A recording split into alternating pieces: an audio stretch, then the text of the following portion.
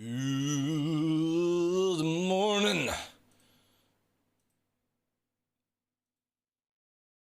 Welcome in, ladies and gentlemen. Good morning, guys. To Sparrow, Double Fat, Myrtle, Joe, Solid Boss. Good morning to you guys. Welcome, welcome, welcome.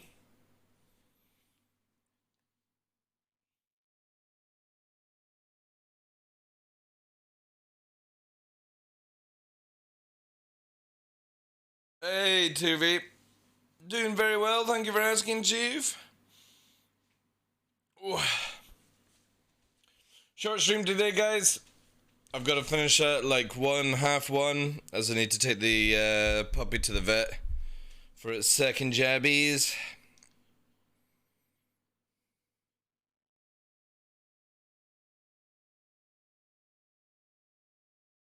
And for its first hike as well. Oh, yes. Lots to do today, guys.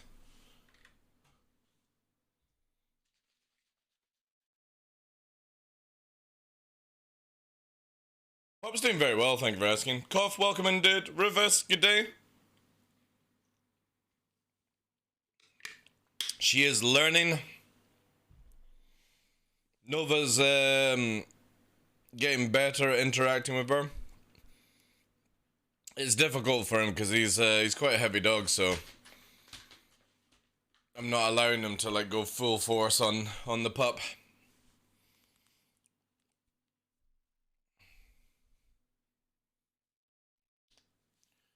Bam bam bam bam bam bam bam bam bam bam bam bam.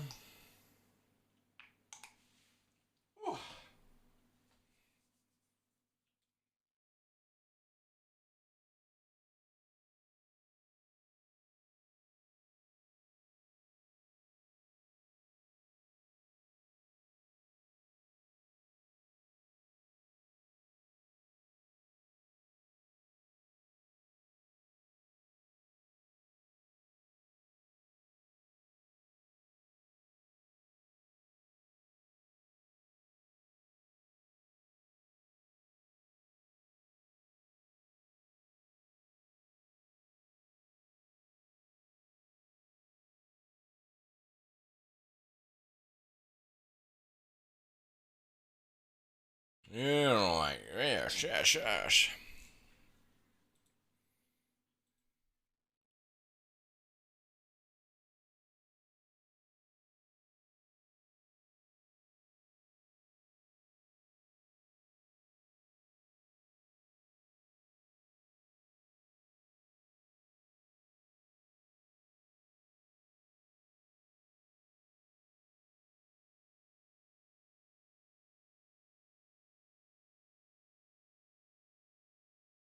DarkLaw Kane? What do you mean, dude?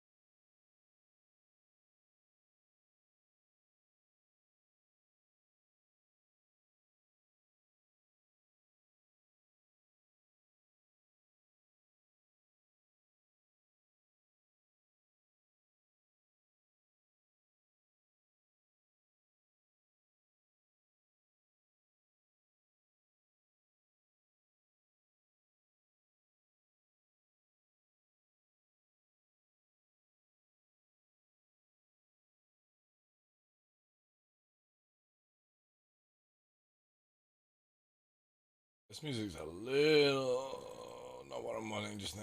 Yeah, that's better. Hey, Donkey, welcome.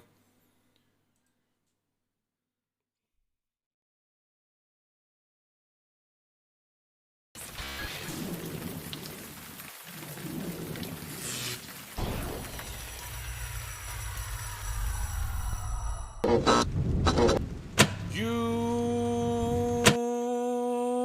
morning, ladies and gentlemen. I'm your host, Michael TheDarkLaw, and welcome to another episode of The Darkness here on Twitch.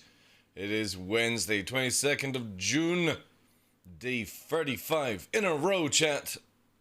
35 days in a row, my goodness. Hope everyone's doing well. Welcome in, guys. Donkey, Solid Boss, 2V, Rufus, Cuff, Myrtle, Tespado, everyone. Good day, guys. Good day. Oh, yeah. So, as I said in the tweet and Discord announcement, we're literally just going to be doing half one today, because I need to get the Huskies out to relieve themselves, into the car, long drive to the vet, get the puppy at second boosters, drive back to the village, go to the outskirts, go for a hike, put the puppy in a backpack, take it for its first ever session on real grass and all that stuff, so it's going to be pretty cool, yeah. I'm going to try and get some video feed. Or try to, anyway. Try to, but everyone, good day to you.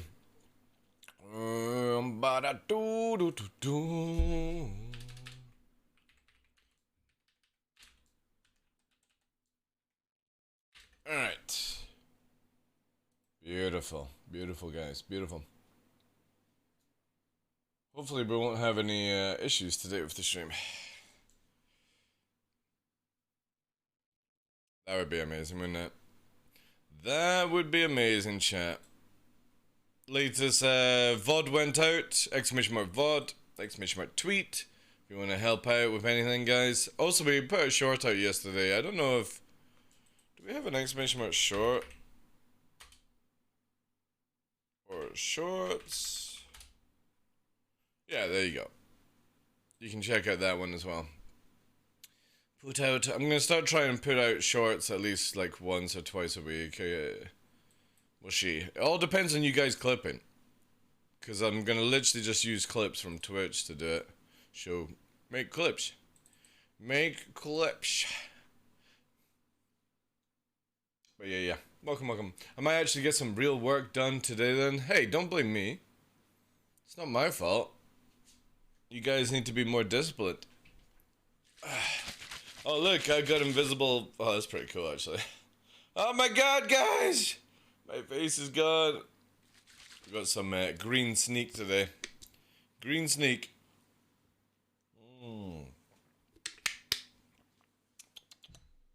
Good old stealth flavor. Beautiful. Right. Into the fray, as they say.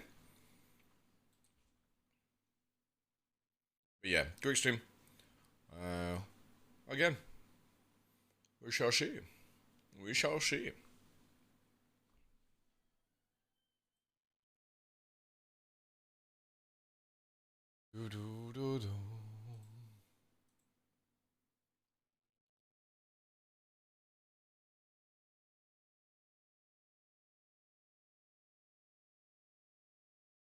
Looks like the patch for 3.17.2, like a new Evokai patch failed last night.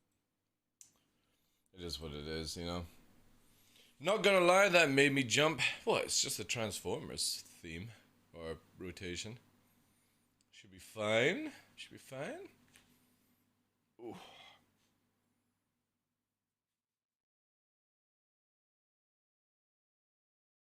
Getting earlier and earlier when I go live.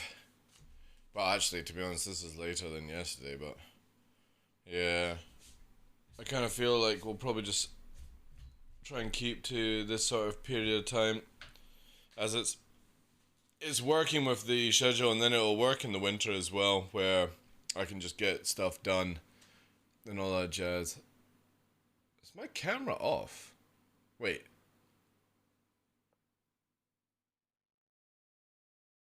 Did I go to the right scene? I think I did. We'll see.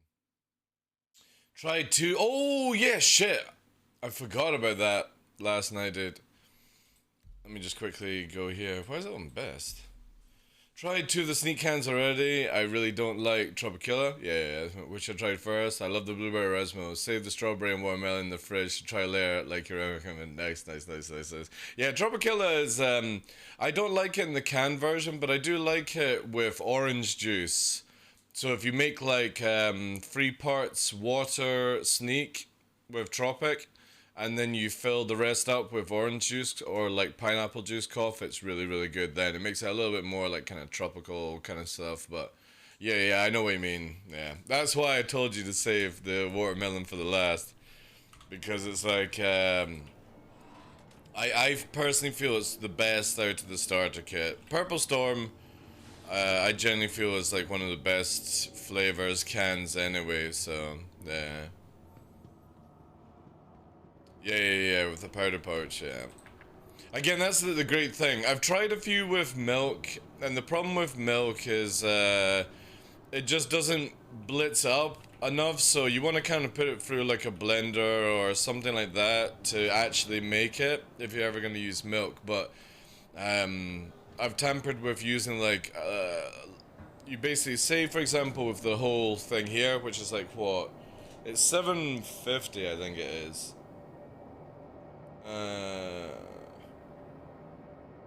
Yes, that's what, like 25. Yeah, it's 700. And give or take, if you put another little bit into the top, it's like 725. So out of the 700, I'll do like probably about to here.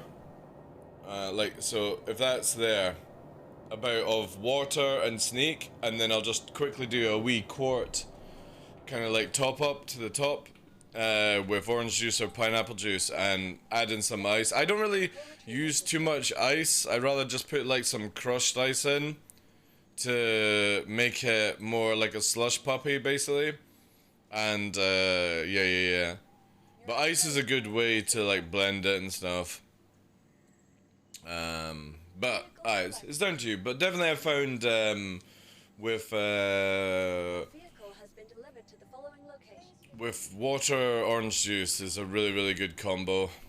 Nice and refreshing, gets you that Vit C in, but it's nice and diluted, so where the water, because obviously like sneak is sugar free basically, so you know you don't want the extra sugars, but again, when you're mixing with the water, it dilutes the orange juice, just gives it that sort of like light flavoring, which is really, really nice, you know.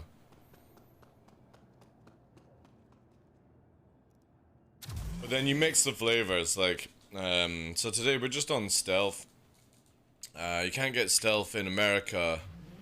No, you can't get stealth in the UK anymore. Which is a shame, because it's kind of like refreshers, sort of flavoring, so to speak. And you can't get Purple Storm in America. They took them offline, last year, and made them deleted versions. However, Friday, guys, Friday, they're dropping information on a very limited flavor and stuff, which is going to be awesome. So looking forward to seeing how people react with that. But you gotta be on their Discord or their Facebook to find out the information. They sometimes do these things, which are community drops, where they don't advertise on their website, they give you special links to get to it, which I quite like, actually, to be honest. It makes it a little bit more of a mystery.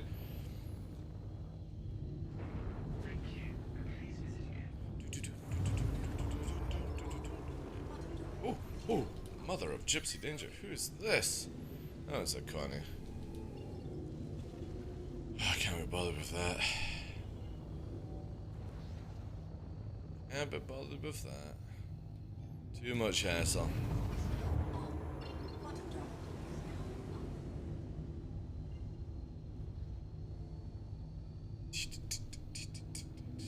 You joined the Discord? Good. So Friday, announcements channel. Gonna be good. Gonna be good. How's everyone else doing? How you doing today, Cuff? Apart from testing out Sneak. Fuel for you while you blast them. In what way? Oh, you talking about the Connie TV? Yeah, I just can't be bothered shooting it. When you're in an arrow or a light fighter, it's not worth your time to shoot a Connie. Wow, very short day today. Cough. Very short day. And yeah. I kind of feel like my camera's a little too big. Is the camera alright for you guys? Or is it too big?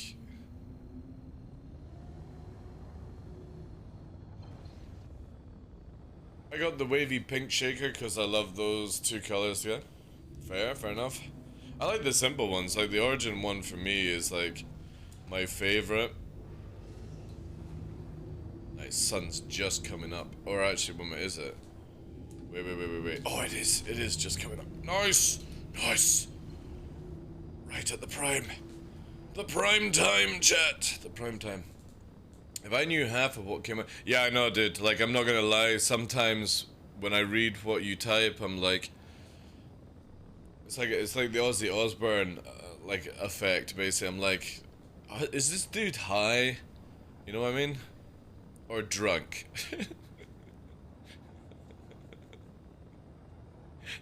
Not in a bad way, it's just that we're like, it's too early in the morning to try and fucking understand people sometimes, you know what I mean? Fuck you, CIG. Fuck's sake.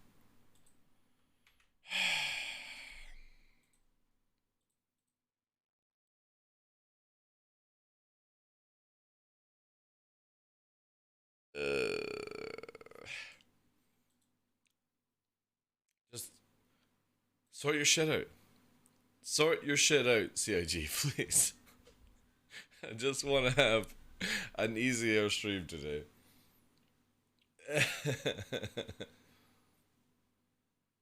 Also except Ronnie James though. No. It's sort of like a mixture of everything, cough. Like, the puppy is whatever. It's just, you know what I mean? Like, right now, it's trying to rebuild the Twitch channel, get everything sorted up for the future kind of thing. Working with companies, admin, all these things. And then, you know, I'm trying to stream every single day to bring up the numbers at a faster pace and stuff like that. And the puppy is what it is, you know what I mean? The puppy is what it is. It's just sort of like, you know, it's a combination of everything, and it just needs to get into, like, well, I've got the routine pretty much sorted. It's just sort of, you know what I mean? Just keep at it. Eventually it'll become easier, kind of jazz, you know. Because in like a couple of months, you know, the pup won't be of any concern. It'll just be chilling out, you know, these kind of things. And I'm getting plenty of sleep and exercise. You know what I mean? It's like fitness, hiking, huskies, puppy, rebuilding stream, YouTube, working with companies, streaming every day. It's just maybe a little bit too much for me just now. You know what I mean? So yeah, I'm sort of like in that natural tired, but still wanting to keep like push ahead and stuff like that, you know. I feel like every time I take a like a day off kind of thing, it just slows me down, and I kind of feel like not that I'm a workaholic kind of person, you know. I do chill out, I veg, I watch, you know, The Boys, and you know, play games and stuff like that. So it's not like I'm like working, and then going to bed, repeat, you know. It's just, I think there's a few too many, what would be the word? Emotional things on the go. You know what I mean? Like, it's one of the worst things for a content creator, I feel, is not that I'm worried about the channel or my content or anything like that. It's just obviously, you know, when we've sort of spent 6 months doing other things, it's like, you know, again, it starts having like a knock-on effect on the mind. And I don't let it get to me, it's just obviously it is there, you know. And then the emotional stuff with the puppy. It's just, I'm sort of just more like, it's not like I'm physically drained, it's just emotionally drained.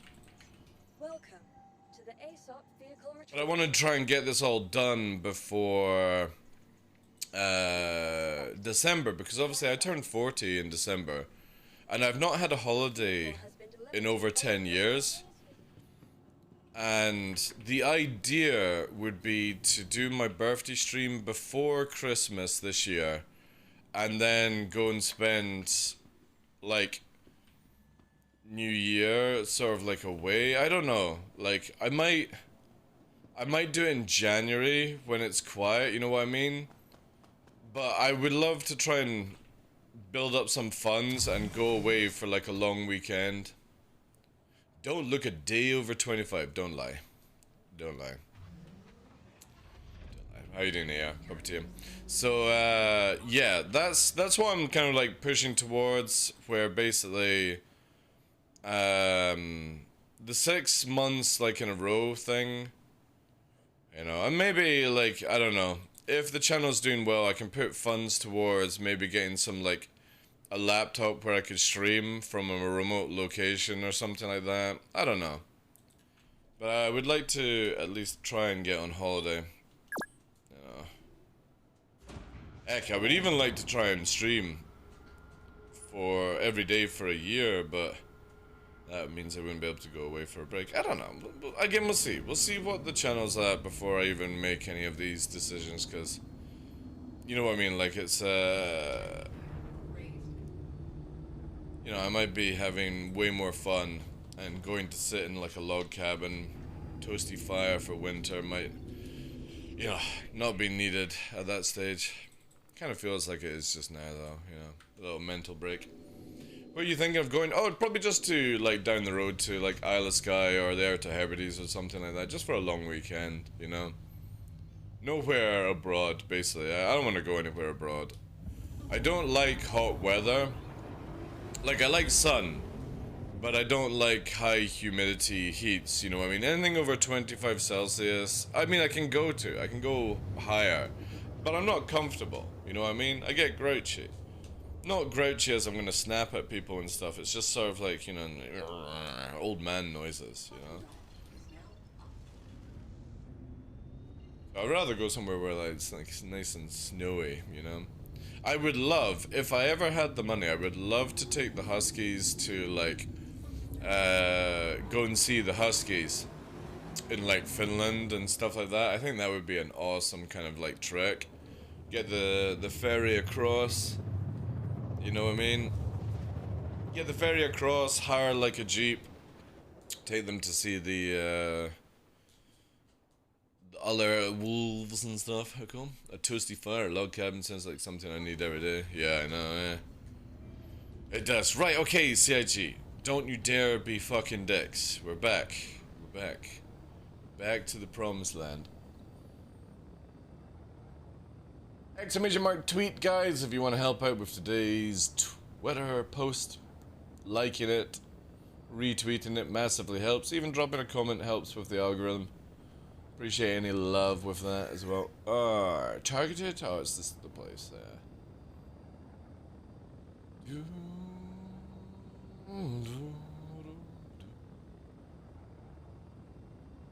Yeah, we're finishing at 1:30 today, guys. Sorry about it, but we're off to the vets. The vets to get the checkup. Hopefully it'll be good. Hopefully it will be good. The good thing is, once we get through all this is like probably like the perfect timing, because with free 17.2 coming out to PTU, get the vets done. Puppy will be settled in a lot more by then. It means I can do longer shows as well, which will be so good. Which will be so good, chat. I can't wait for it. Looking forward to seeing what we get in free 17.2.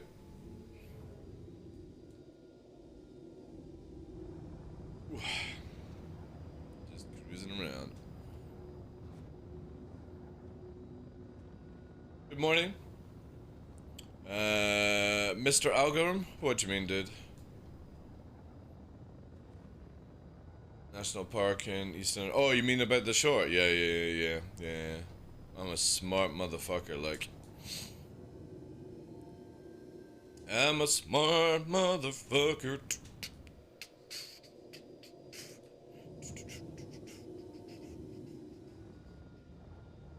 How you doing today, Onda? Ooh, Skadoot.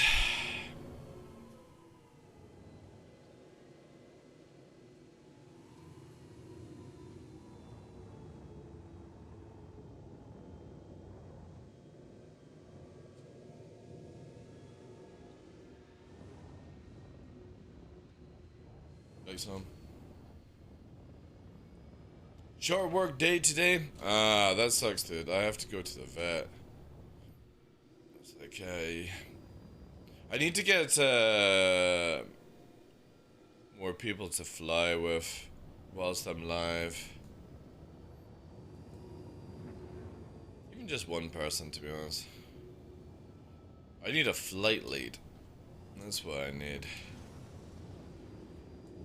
Because whole team flying just...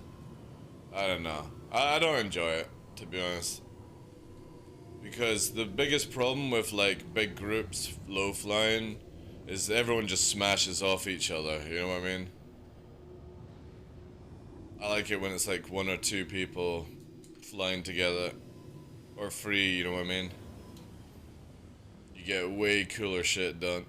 Less banging in. I won't be, dude. Today is, I gotta travel to Inverness with the puppy and get its second jab, so in a week's time it can go down on the ground where other dogs have been and it can finally go out for its first walk. We're going out for its first hike today, but it's me basically putting in a military backpack and carrying it with the huskies. Yeah, it's a shame. It's the unfortunate part about having to stream earlier just now, because I could stream later, it's just I don't want to stream in the evening when I'm trying to unwind. It's the best time for like stream in the morning, get the puppy done, get the dogs done, and then I can just relax, you know what I mean, and do other things.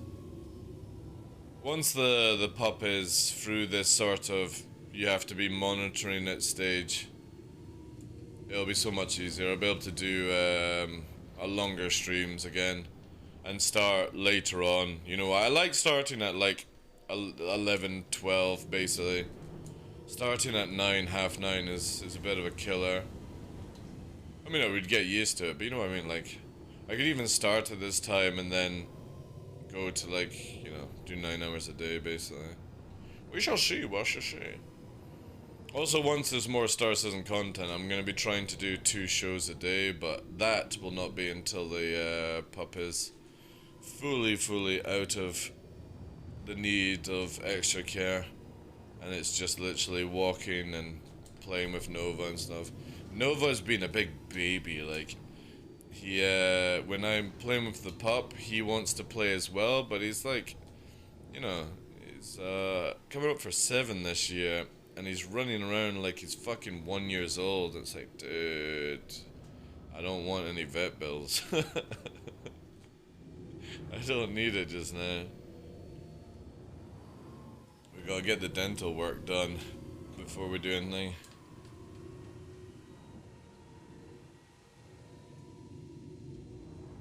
Meantime, alright, cool, dude. Cool. Dental work, then we will have free income. Whew.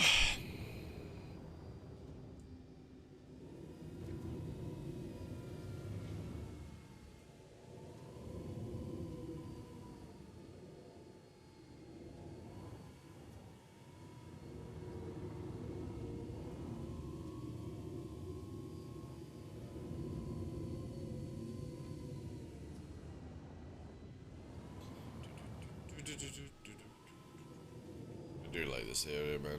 I wish like Daymar was caked in this area, but like 5 times deeper kind of area. You know what I mean? Like, it would just be so sick. I would love to do PvP where like you drop into like a canyon and it goes like, you know, 500-600 meters down, and you're just in this tight terrain, dogfighting, missile chasing, you know. Oh my god, it would be the coolest shit. Also, if they made like an Arena Commander map that was like that, where you had to go into the trench to fight.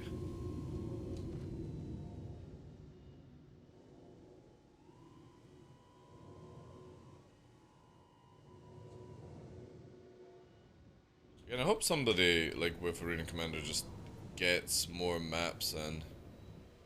And again, I don't know why they just don't literally, like, take a blip of the game and be like, there you go.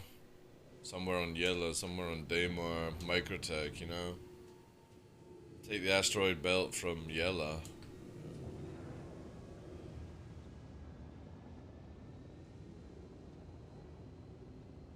I personally, if I would have felt that would have been more interesting than the maps that we have just now.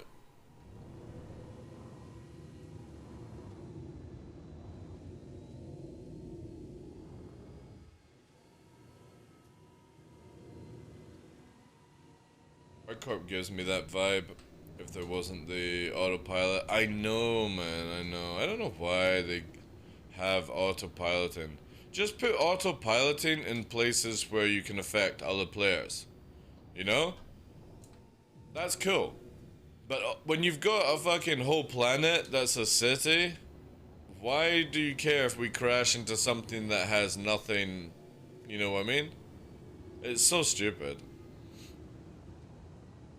And it's the same with like Microtech as well. Like, it's got all these cool nooks and crannies away from anything that a player has to see, and it's got autopilot. It's just sort of, oh man, who fucking cares if somebody crashes into it? Like,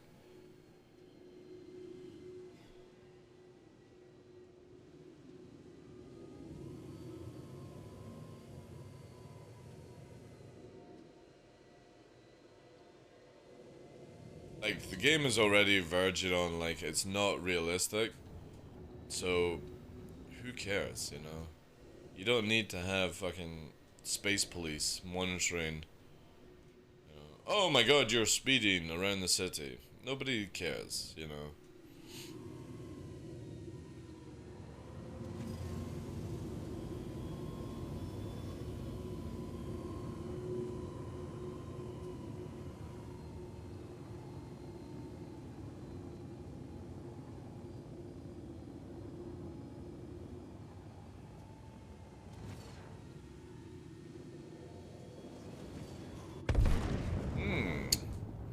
Interesting that she wouldn't raise from that. That is pretty interesting, actually. Don't know why.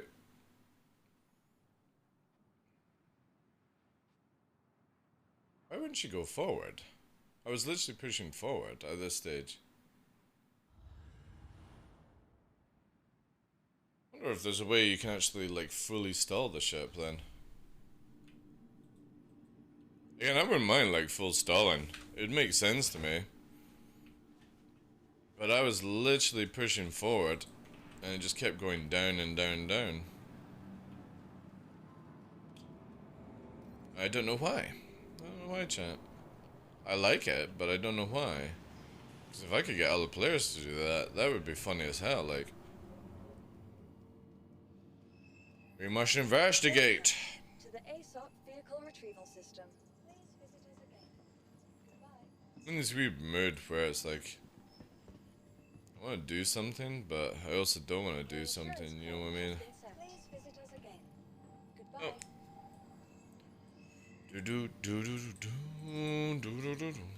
Looking forward to Friday though.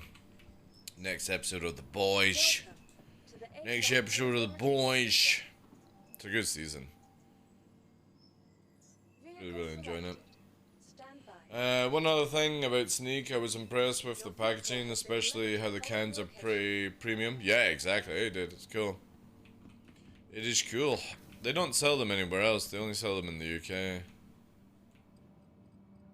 You actually can get sneak cans in shops, but they're so expensive, dude. It's nuts, man. So expensive.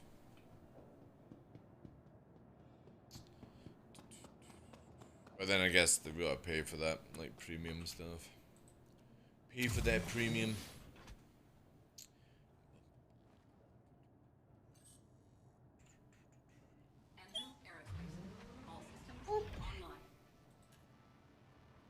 Game is really quiet though. I've noticed that. You know that me and Fresh last night, to get any form of PvP, somebody was doing a distress beacon and SBK. Like, I'm downed, like a medical beacon basically. SBK, I need help. Spamming in chat, I need help. Somebody come and rescue me. They had their ship there. They were blue. They were just doing the mission. They got obviously downed by the NPC. Or bled out, whatever. And myself and Fresh held the area and fought off anyone that came in. And one person turned up in a retaliator. No crew. And this wasn't because of me and Fresh. They had obviously been traveling, you know, doing missions or something like that. But somebody literally was doing a pickup mission in a retaliator. I'm like, oh my god. This shit in the game has to stop. It has to get to the point where, you know what I mean, like, people need to stop flying around in multi-cruise ships by themselves and have, like, you know, being able to do all these things. I generally feel like the retaliator shouldn't have where the torps are fired by the pilot. They should be fired by a missile operator or something like that. You know, the pilot gets luck, and then somebody else has to pull the plug kind of thing. I think that would be so sick. I really hate the idea of big ships with guns for the pilot. It's the same for like the 600i. It should have had like a manned turret on the top. You know what I mean? That would have been cool. Instead of the pilot firing, you know? Band of Merchantmen, another prime example. Now, fair enough, we'll have to see how it is, but it's got guns for the pilot, and it's like 2 size 8s. It's like, is the thing really going to actually be able to line up and shoot anything with those 2 size 8s? You know? It's not like we have Idrises coming out of our arses to fight and defend against, and to be honest, like, if you can house 4 arrows or a defender, is anything like a con, and you got a gunner, you know what I mean? Is a connie ever going to be a threat to you? Are you going to actually be able to turn around and clap the connie? Again, why? Why does the pilot always have to have a weapon system? Why can't we just have it where you do more with multi-crew? That's the kind of like how I would love for CIG to do some of their bigger ships. Where, yes, you can fly around it by yourself, but you know what I mean? I can guarantee you, chat, guarantee you, we are going to see people bounty hunting in a solo merchantman when it comes out. You know what I mean? I see people doing... Fuck, I'm gonna do it as well. I can see people chasing after other players. Like, you know how we get connies, we get 600 eyes coming after us in atmosphere? I can just see somebody soloing a band of merchantmen. Like, why can't I kill this arrow? It's like, yeah, you what? Hey devs, Hero as well. Welcome. Greetings. Imagine merchantman coming into Shubin, casting his shadow over. Yeah, exactly, man.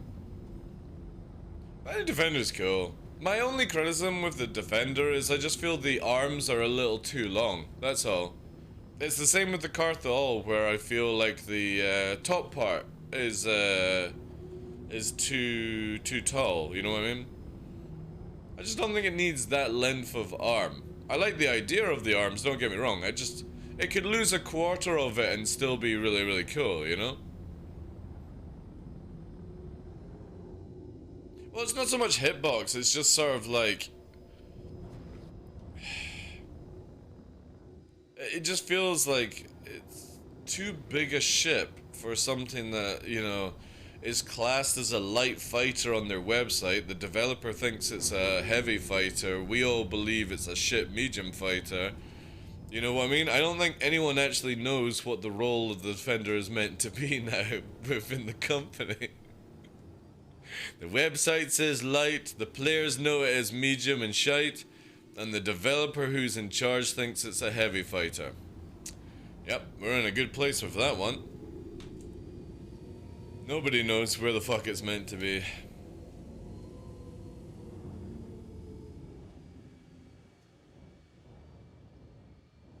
That's cool, man. Again, yeah. It's a funny one, that one. But this is the dude that thinks a fucking Super Hornet's a heavy fighter as well.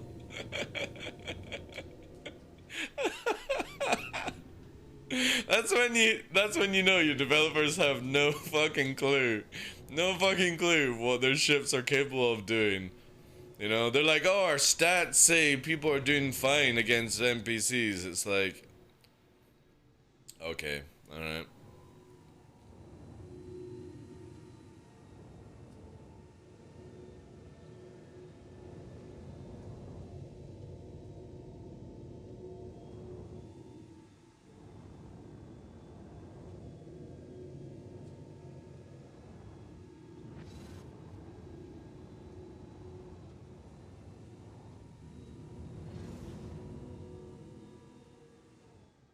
But I'm looking forward to seeing the Merchantman, the Defender sort of work together. Personally, if I was going to be rolling around with a Merchantman for like the Org, it would be 4 arrows I would use instead. I feel 4 arrows is way more useful than 1 Defender, you know? Because the Defender for me is so unique how it's a fighter that can carry more than 1 person. You know, but it's the range that it can fly at or warp to and stuff. So it's like, why would you need it housed in an actual Defender? In a Merchantman, sorry. It would be more logical to me to have like a Gladius or something like that than a Defender. Because then, you know, it can be carried by the main mothership or something like that. Yeah, it's not a light fighter at all, you know?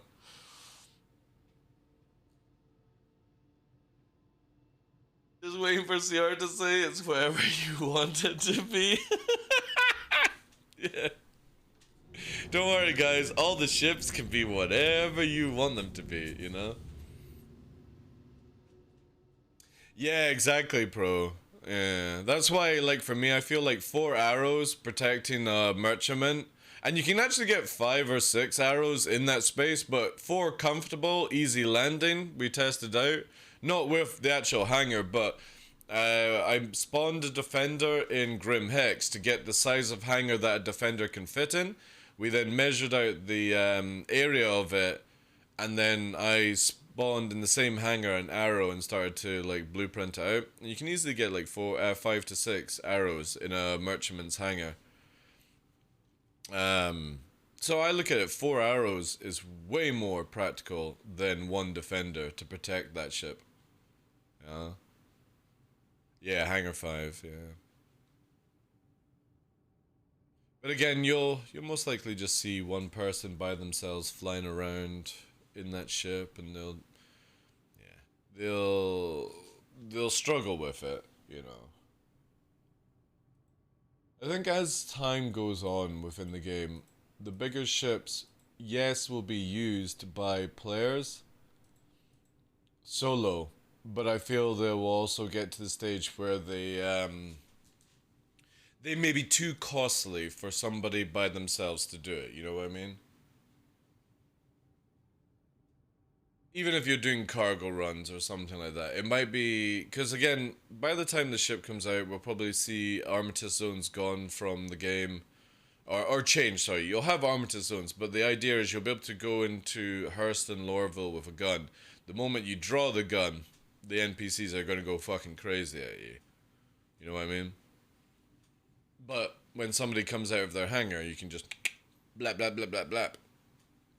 So yeah, I think we'll see a lot of less solo gameplay with bigger ships. You know, people soloing carracks and caterpillars and stuff like that. You don't need to worry about it just now in the current state of the game, but in the future, definitely. It's going to be too costly for people to do it by themselves.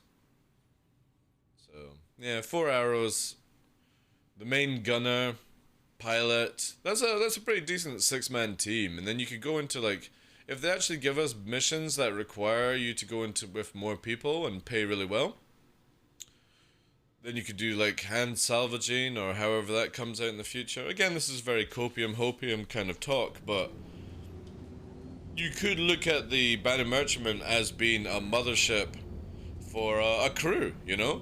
4 arrows to protect it, main gunner, and then have it where you've got salvaging devices, or again, we don't really know what the entrance to the main cargo room is like. Who knows? With how much cargo it had in that area, if the door is big enough, you might even be able to put a fucking vulture, you know, inside it. We just don't know these things. But when they were showing that video of the cargo room, it was full, man. It was high. It was a big ass motherfucking room. So it's, yeah, like, there could be way more possibilities for that ship than just a ship used for selling and cargo running. I actually feel that you could probably turn it into a kind of like enterprise kind of situation, you know?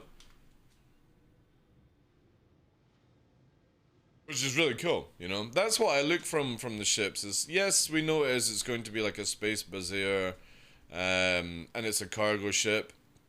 I look at it that until like Kraken comes out, it's a mini carrier for me and my org.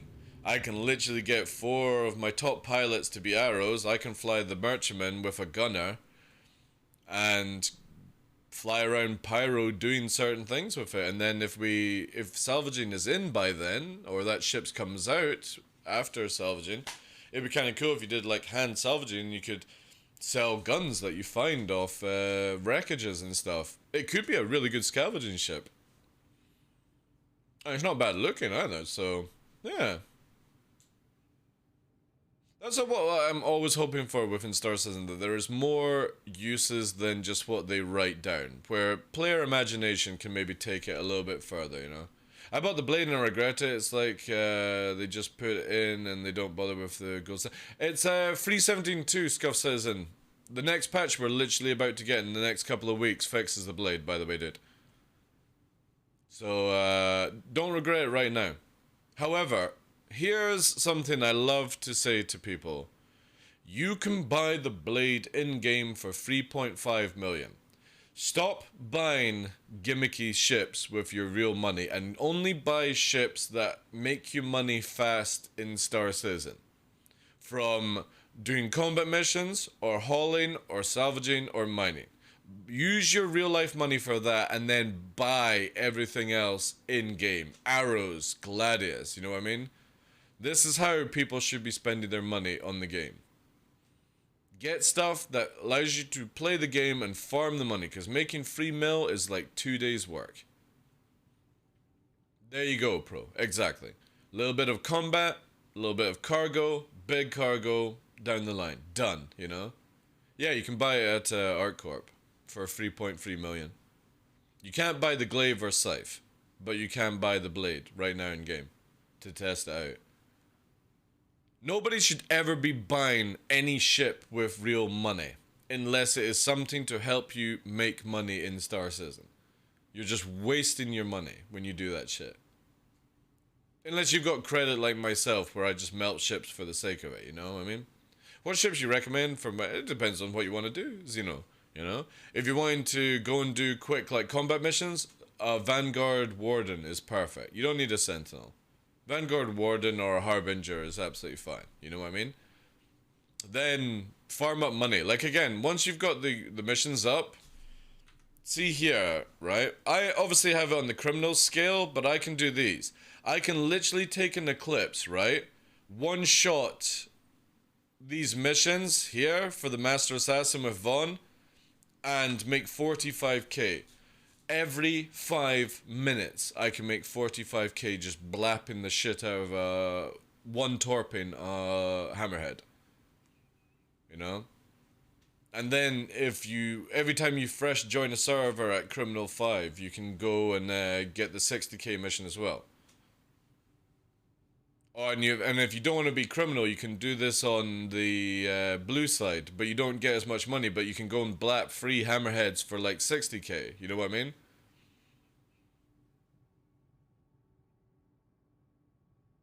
Did you buy it with real money or in-game monies, you know?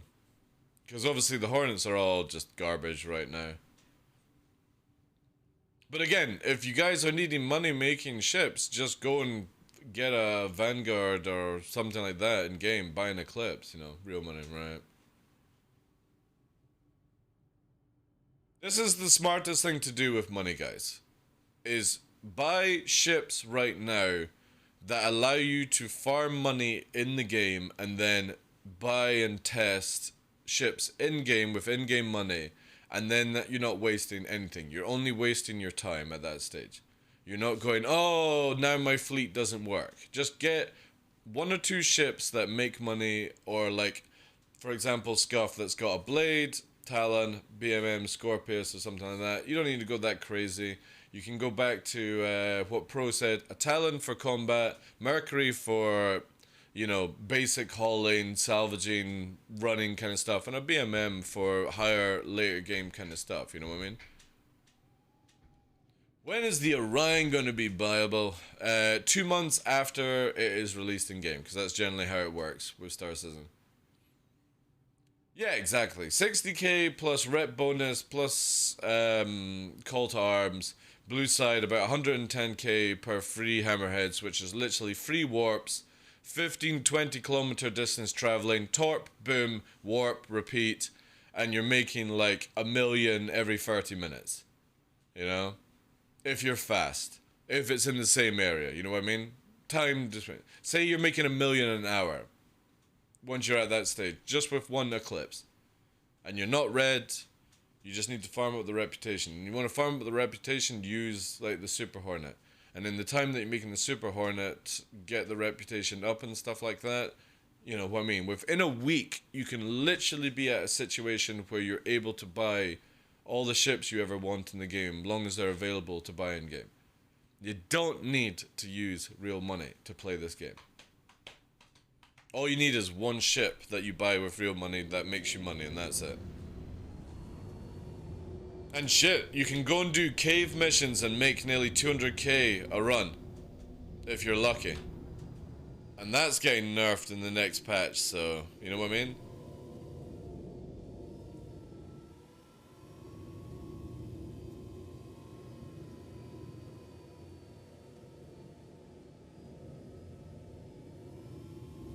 But yeah, wait, if you've just recently bought the Blade with real money, just wait until 3.17.2 before you think about it, because they've changed the weapons, the speed of the weapons, the flight capability of the ship is a little bit on par with the Gladius in certain areas. It's better in atmosphere apparently. It's got vertical missiles, you know what I mean, more HP on the wings as well. Like literally the Blade gets buffed in the next patch within a couple of weeks. It's going to go to PTU. Is it going to be on par with a Gladius? That's down to the pilot, you know what I mean? That's like every ship. But it will be useful. It's not a scrap heap right now, you know?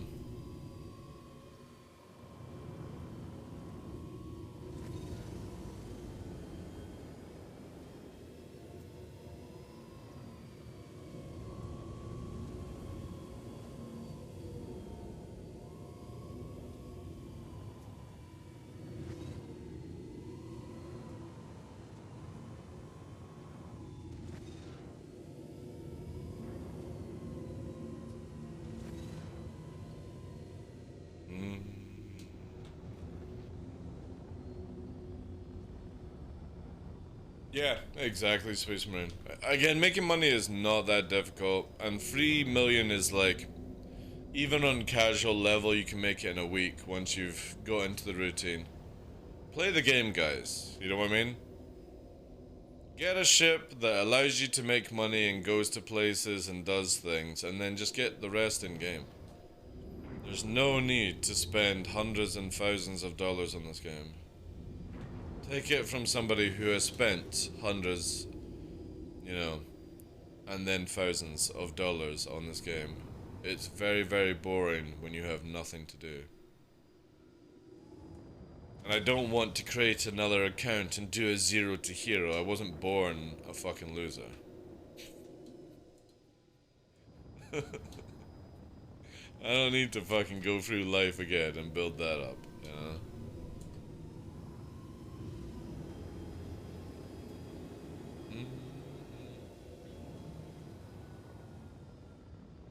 Right now, to me, the best ship for the time money is the Pisces. It is really good, yeah. It's very, very good. You can do a lot of combat missions with it. You can do cargo boxes. Great for doing cave runs.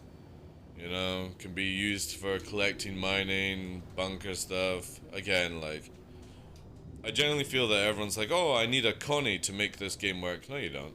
No, you don't. You don't. A Pisces will make you more money than a Connie will right now in the game.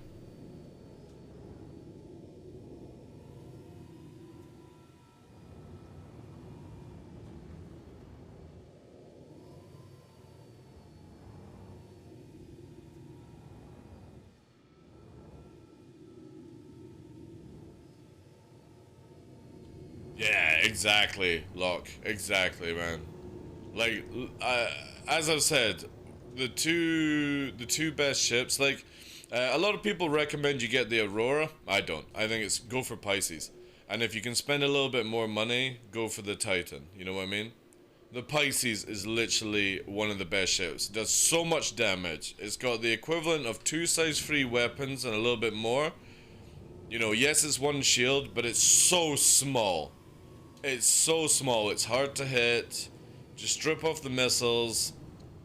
But then you literally can carry 4 of those 1 SU boxes and 3 people and still have space, you know? And again, if it dies, it's instant respawn, you know? For like no money. Yeah, it's so good, man. It really is. When I was doing bunker stuff, I wasn't flying around in like a Mercury Star Runner or anything like that. I was literally flying around in a Pisces to do it. Taking out turrets, doing all that shit, you know? So easy to work with a good ship like that.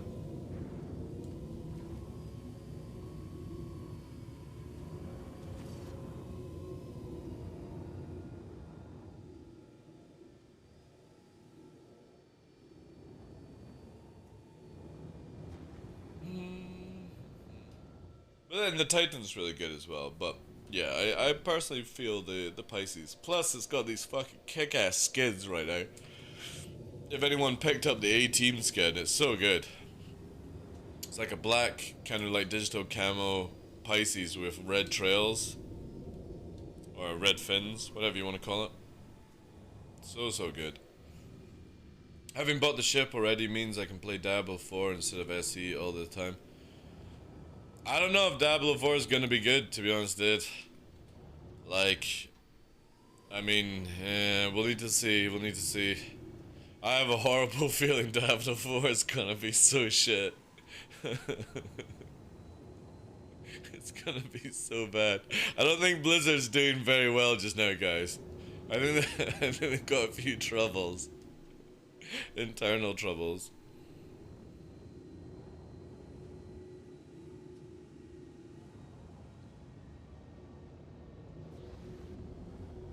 Tactical hot drops? Yeah. You know that you can literally get a whole, like, 10-man team, well, not 10-man team, but, like, at least a 5-6-man team on the ground really fast with the Pisces. And if they actually fixed how EM modules are working just now, or, like, the EM on modules, basically, sorry, you can actually get it down to where it can't be detected for like 2k out. So it's a great stealth infiltrator, you know? It's a good stealth infiltrator. And if you ever like, oh, people are just falling over it, just make them use the sit down. Like if you guys bind, hey dude, if you bind sit emote, when you sit down, you don't fall over in a ship, by the way. So you can literally have like a 6-man team ready to deploy at SBK with they're all sitting down in a line, you know. And then the moment you touch down, go, go, go, go kind of stuff. It's really cool, you know. I just want 40k style drop pod. Yeah, that'd be sick, dude.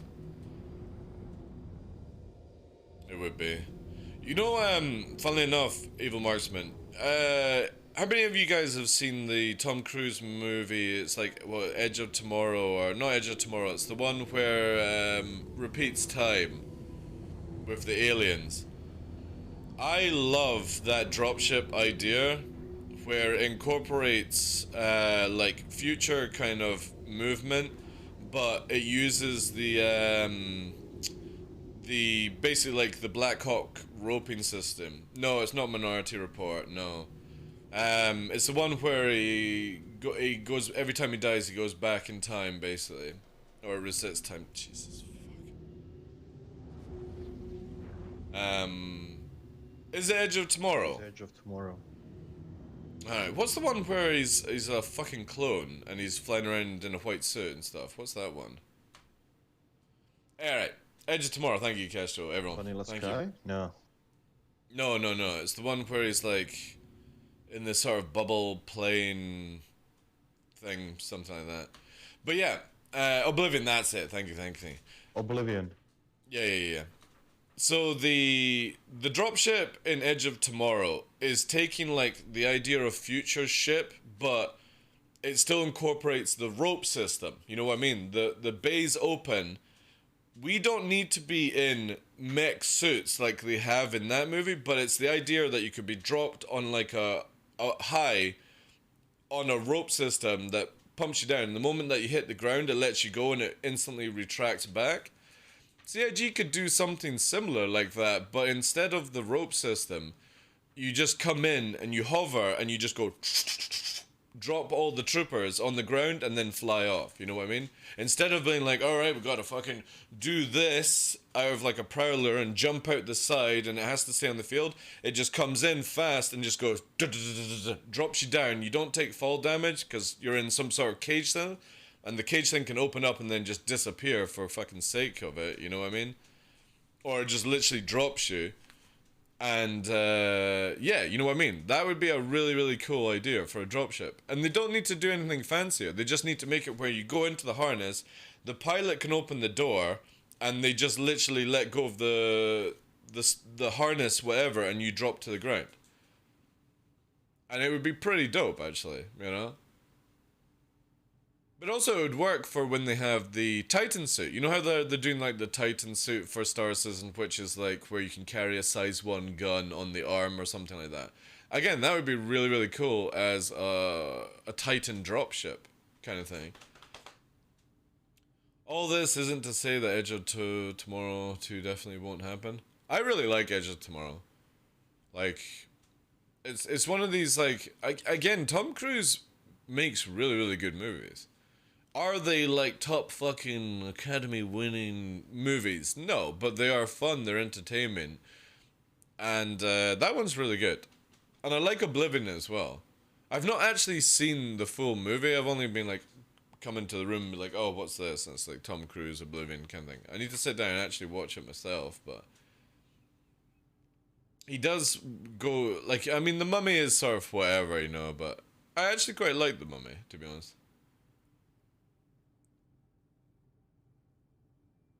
Yeah, I know, Aleg. I know.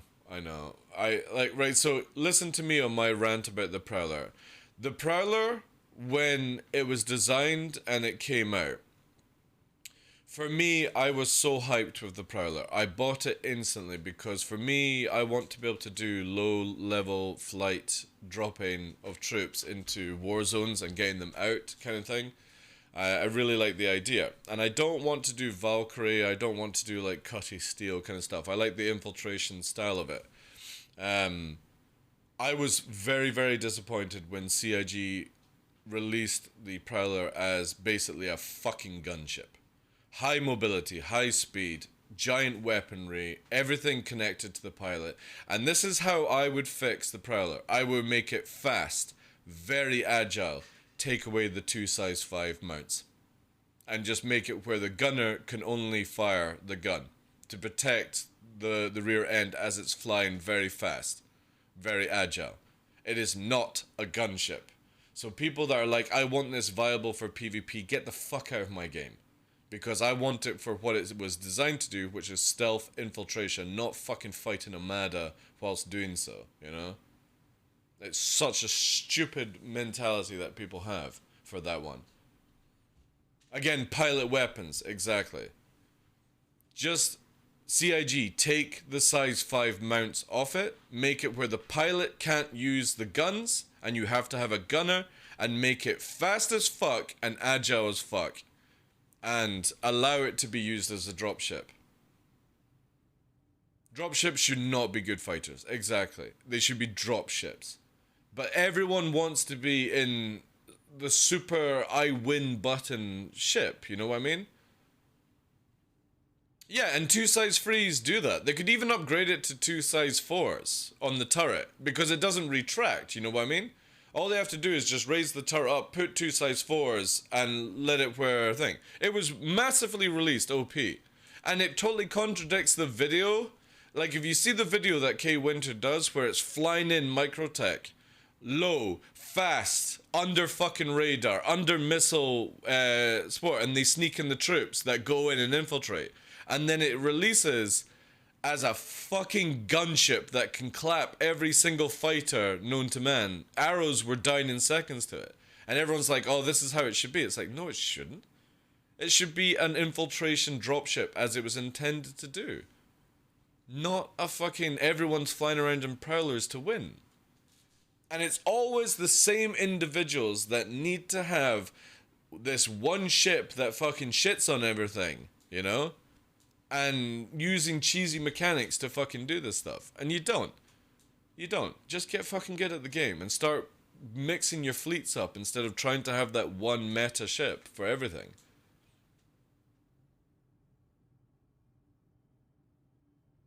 I think they need to be vulnerable enough to not want to fight. Exactly, Pro. Exactly. You're meant to be carrying troops in to infiltrate into a war zone or an outpost or whatever. You know? That 2 size 3, if you gave the 2 size 3 like 500 rounds capacitor, it would literally clap fighters chasing after it. Because they would be just pebble dashed by rounds, you know? Well, the problem, Donkey, is CIG builds ships with a role and a look, right? In concept. And when they release them, they make them so overpowered so that they put the sell value up and then they shit can it down to non-existent in the future. This is literally what CIG do with it. And I know that they always like to go, no, this is not what we were doing. You do it with every fucking ship, CIG. So don't fucking bullshit us. You do it with every ship. You bring out a concept, you make it fucking OP when it's released, and then you shit can it a few months later. Ion, exactly. You know what I mean? Everyone started to buy the Ion like crazy because when it came out in PTU, everyone was like, oh, this is a really cool ship. I like it. It's good. It feels good. You know what I mean? CIG are like, no, we can't release this. This is way too fucking OP. But we've already made the sales, you know? Gone from a ship that's designed to kill big ships and it can barely fucking do that job. No, good job, yeah. You literally can take 2 Talons, high mobility, high speed, put size 4 Gatlings on them and destroy, this is the bonkers thing. You can take 2 Talons with these ballistic guns that are so mobile, can dodge turrets, faster in atmosphere, and they can kill fucking Herculeses faster than an Inferno or an Ion can.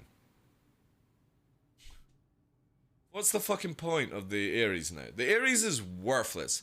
Every platform of the areas is worthless. When I see people in Infernos, I laugh. When I see them in Ions, I laugh. It's completely fucking useless. Completely useless. Because again, I would rather put 2 people in Talons with those ballistic guns than 1 person in Ares, you know? At least they can fight fighters and everything at that same point, you know? No, you know what was actually OP, Alec? And this is what a lot of people don't realize. When we had the one-shotting Ion, it wasn't because of desync, there was a fucking shield hole problem. So the weapon system was going through the shields and one-shotting you. Because we tested it a lot, where there was a lot of times where if you hit an arrow, it would take the shields off, and then you had to do a second shot to kill it. But if it went through the shields, it one-shot it. Same with all other fighters, because they had very little HP to deal with a 6k shot. It was nothing to do with one-shot OP Ion. It was the fact that shields were fucking broken. And it got shit nerfed before shields could be fixed. So shields got fixed and they nerfed it at the same time. They never tested it out without the broken shields. This is where sometimes CIG are too fast to fucking do things. And they panic patch as much as they can. Oh my god, I'm getting one shot by a fucking ship. I never got one shot by a fucking Ares when I was flying around in an arrow. What's your excuse then? You know?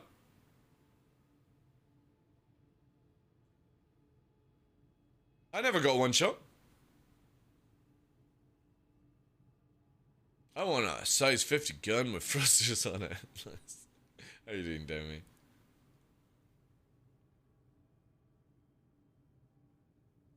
Is this something CIG recognizes? This seems like a very... No, they don't have the team to spend a lot of time, so they panic patch, Donkey. They have to panic patch right now. They literally don't have the team to fix all the problems when problems arise. They literally try and just band-aid it right now, and then they'll fix it in the future. That's literally how development of this game is going just now. Because everything is pretty much like a placeholder, if you think about it. You know what I mean? You have to imagine that Star Citizen is just a placeholder game right now. And CIG do a great job at band-aiding, don't get me wrong. But of course, like, if they just spend a little bit longer before panicking, you know what I mean? But TheDarkLaw, for example, the C-78 was, that was the speed of it in 312.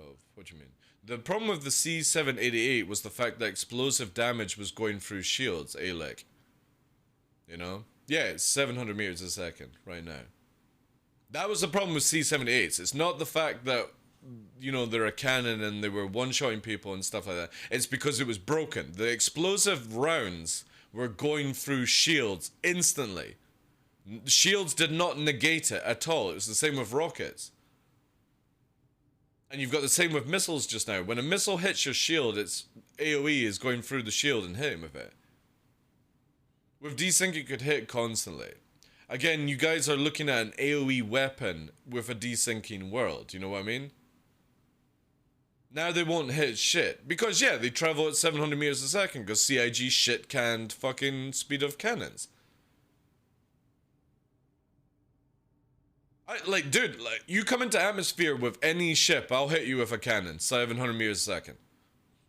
You come in I'll fit an arrow, a cannon arrow, and you can come in a repeater arrow, and I'll hit you with cannons in atmosphere.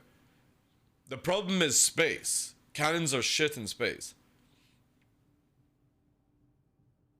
You also have to remember that they were attached to a Talon, dude. You know? They were attached to a Talon. In 312, a Talon had literally unlimited afterburner. It could go into places that no other fighter could go. That's why it was strapped to the fucking people who were using it.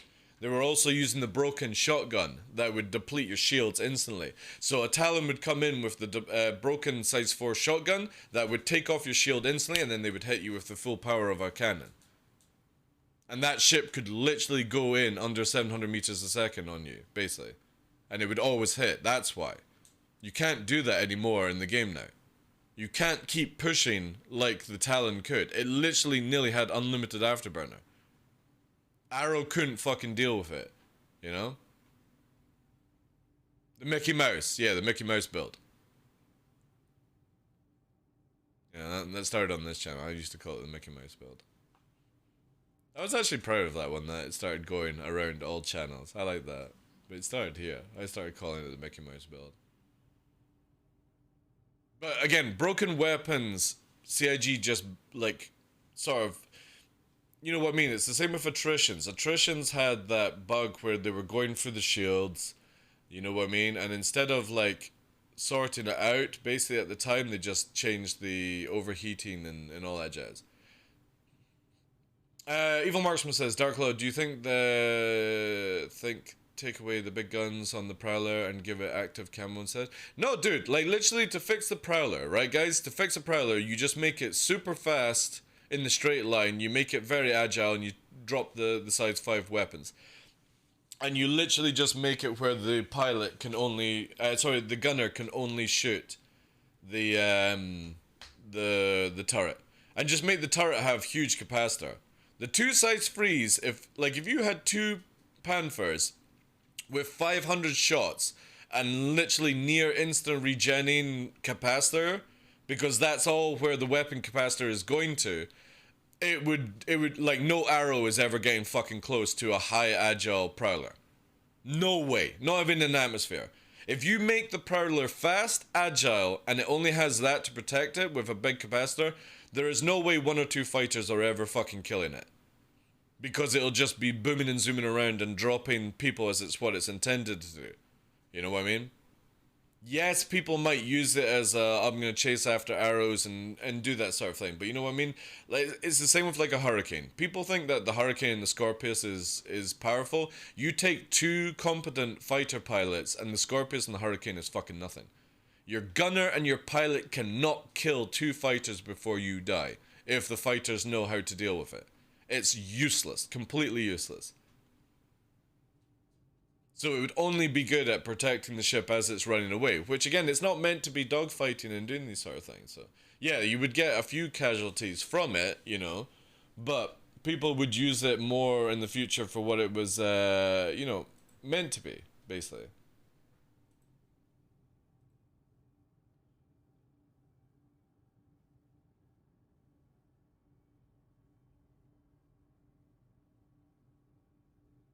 But CIG will get around to that, you know what I mean? Again, like I said, Star Citizen is pretty much just a placeholder game right now.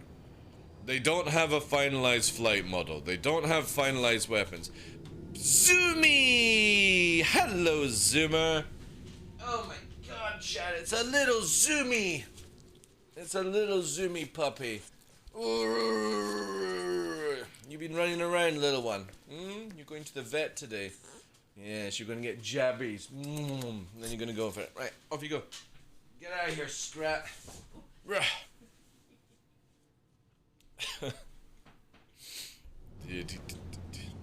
a little numpty. It's so fast and furious, chat. Oh my god, I can't see where I'm going.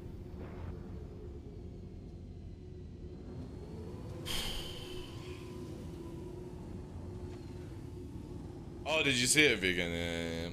I got to see the pupper. It comes in fast and it leaves fast, because obviously I don't have the ability to watch what it gets up to. But whenever it goes out for a walk, out in the garden, the moment it gets into the house, it just booms right through, because it now knows when I'm talking here, it knows what's going on, you know. 2 size 3 missiles or 8 size 1 missiles for PvP. I would probably go with the size 1. Missiles are a weird thing right now, where they can be useful at times, but more I use missiles as distraction. You know what I mean? If 4 missiles are out chasing a person, they're more distracted with the missiles, and if they fail to counter the missiles, they get clapped. So yeah, for me, with the arrow, like, as much as the payload of size 2 is better on the arrow, I prefer the sort of like clustering that you can get on the 12 size ones instead, you know. I'm doing very well vegan, yeah. Yeah, we're only doing a quick show to like 1/2 because I need to drive all the way to Inverness and take the pup for its second jabs. So, yeah. And then it'll be, going, finish up here, take the Huskies out quickly just to the field so they can relieve themselves, drive all the way up to Inverness, go to the vets, drive all the way back, go onto the ridge line with the Huskies for their hike. And I've got my old, so I've got a military backpack that's designed to carry dogs, or small dogs, sorry. And basically her head will be able to sit out the back of it, go on the hike, and then when we get to a nice quiet area which not many dogs go, I'll be letting her down onto the grass and the heather for the first time in her life. So yeah, it's gonna be fun, man. But unfortunately for you guys, I'm bailing out really early, you know what I mean? Generally right now EM missiles are in a really nice position because, again, education time on the channel, guys. We don't like to hold secrets here. So we have thermal, or heat, we have cross section, and this one here is EM, electrical. So these are your emission levels that you have. Now when I'm going forward and afterburning, you can see no heat created. When I shoot the weapons, a tiny amount of heat. It's not enough as far as I'm concerned. CIG need to get it to where weapons and afterburner create way more heat and spike this up. Cross section is never going to increase because, again, it's not like you can make the ship any bigger. But if you lose a wing, cross section should make this number smaller as far as I'm concerned. So bigger the target, cross section should be better to actually clap. And I don't think it should be where you should be able to flare them off. I think bigger the ship should be able to tank certain missiles. Now this is EM, this is a funny one. So whenever somebody runs away from me, and if you do exclamation mark shorts, you can see why it's really good to use EM missiles right now. Because watch this, when somebody engages quantum drive, they double their EM stat. Which means that if I time it right, and then obviously watch this meter, which would be there, watch this. So whenever I'm targeting somebody and I have them in my right eye corner, look at that line there. See the spike? That's when you fire the golden missile. Right there. Because it will guarantee you cannot flare off when you have a high EM spike. So targeting and firing missiles at a certain time is really, really tactical. So they just need to get this for working for heat, which obviously doesn't work just now. So this is why I always use EM missiles, because generally when I'm dogfighting like an Arrow or Gladius, there is pretty very slim chance I'm going to actually hit them with a missile, and if they know what they're doing. It's more for when a bigger ship turns up and starts pelting more missiles at me, you know? Chaffs or noise, as they call it, should be for get off cross-section missiles. Yeah, something. Again, they need to change out the way counters. I don't think counters should work for every single missile type. I think you should have to learn tricks of the trade and stuff like that, you know what I mean? I generally feel it's too easy to lock on and fire missiles, and it's too easy to counter missiles right now. I want missiles to be very, very scary, but I also want it where, for example, if people are firing missiles at you, you know how to do, you know what I mean? You just can't fire missiles and forget about it. You need to be able to do the Top Gun situation where I think you actually should be able to lock onto a pip instead of just hovering over somebody. It's far too easy to lock missiles. It needs to be where, just like weapons, it needs to be a skill check.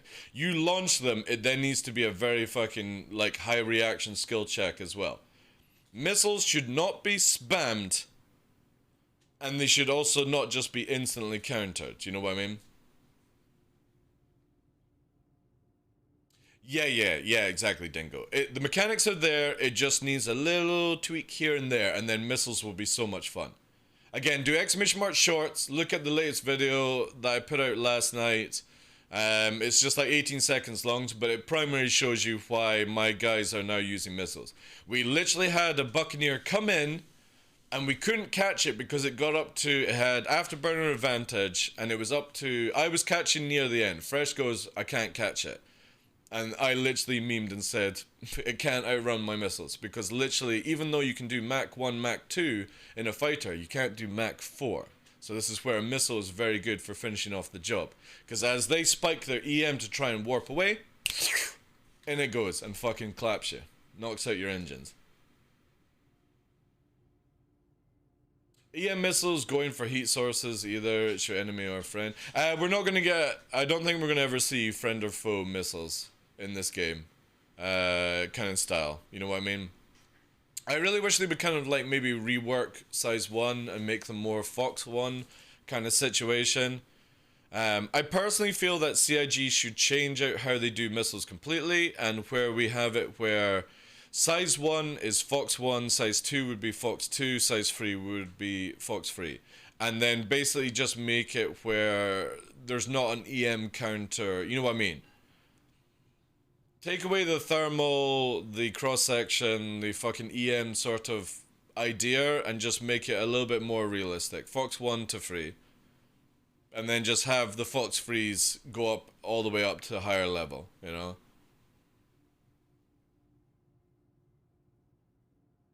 Yeah, I know test battle, but you know what I mean. Like with EM missiles and all that jazz. Again, it can get very it can get very technical when you have every missile type in every size in this game. It doesn't make sense to have a size 1 cross-section missile. You know what I mean? A size 1 missile should be shot at fighters, and fighters have tiny cross-sections. So why would you ever have a cross-section missile in size 1? You know? You're chasing after fighters, especially with low EM. You would be having IR missiles. So there's no need for EM, in my opinion, or cross-section in size 1. They should just be IR missiles. Then we go into size 2 and start changing around this. This is where CIG need to go with this level. It needs to stop where there is every single missile type for every single size. It does not work in this game. It means that balancing is also very difficult to do that stuff, and they need to make it where fighters are fighting fighters. Then we go into medium ships, which are able to carry a bigger payload, and all they have to do is just change out certain capabilities. So for example, instead of certain ships being able to carry 4 size 2s, they can only carry 2 size 2 on the rack. All they have to do is adjust some numbers to balance out missiles. It's not difficult for them to do. But the mechanics need to be better. IR missiles, or when you are afterburning and you are fighting or shooting your guns, creating heat, that's when IR missiles should be very, very effective. And you should be pre-countering before it happens. So when you hear the tone, for example, when somebody is locking you, it shouldn't just be a little noise. It should be where it's like beep beep beep beep beep beep beep beep beep beep beep beep beep beep beep beep beep beep. So you know that somebody's locking onto you, trying to get that tone. And then the moment they've got the tone on you, it goes beep in your fucking ear, and that's when you're like counter, counter, counter, counter. And it's not just, oh my god, this is going to fucking save me, instant counter nonsense. It's like, shit, I need to now fucking bank and turn so that the missile actually chases after the flares, you know? Just like Battlefield or any other game or anything like that, you know what I mean? It needs to be more distinct, where it's not just fucking fire missile and forget nonsense. It needs to be where full tone is in, the pilot who's getting locked on knows that there's multiple fucking things coming, you know? And this is where I would love to see missile play going. I think missiles need to be fucking deadly, but it needs to be a skill check to launch them, and it needs to be a skill check to counter it. It should not just be, alright, I'm safe, no missile can hit me now. That's fucking boring, you know? It's the same with EMP, how fucking cheesy it is with it just being an AoE bubble. Just make it a single fire. You've got to line up on Pip and actually land the shot. And it fucking does huge EMP damage then. You know what I mean? That would be awesome. I don't know why CIG have to have a fucking AoE for EMP. Just make it where you fire the EMP device, you have to land on Pip, and it does like 3 times the EM just now. You know? But it's an actual skill check to land it. Not, oh, I'm gonna just sit beside somebody and fire off, you know? This game needs to be easy for people to get into, but it needs to have skill checks to make it sure that it's not just cheese in a video game. Because the moment you have a cheesy video game, even for PvE, it becomes very boring, people leave, they go and play other games.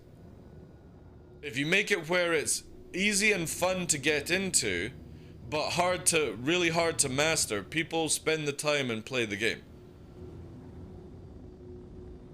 But if you make it easy to get into and then there's no skill gap or skill level, people are just like, oh, I'm really bored, I'm gonna go and play something else.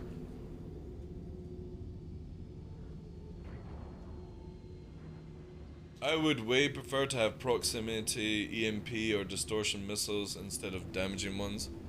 Well, the idea is that we will get them down the line. For me, the EMP bubble is just a really, really bad design. Because again, if you think about going into a fleet and stuff like that, you do not want to inflict any EMP on any of your fleet.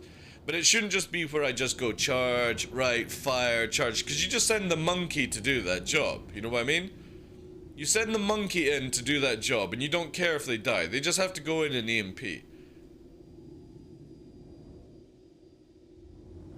And again, I just feel that it would be better if it was where somebody comes in, they actually have to learn a bit of flying, they have to learn a bit of aiming, and if they land the shot, it's really, really effective for your team.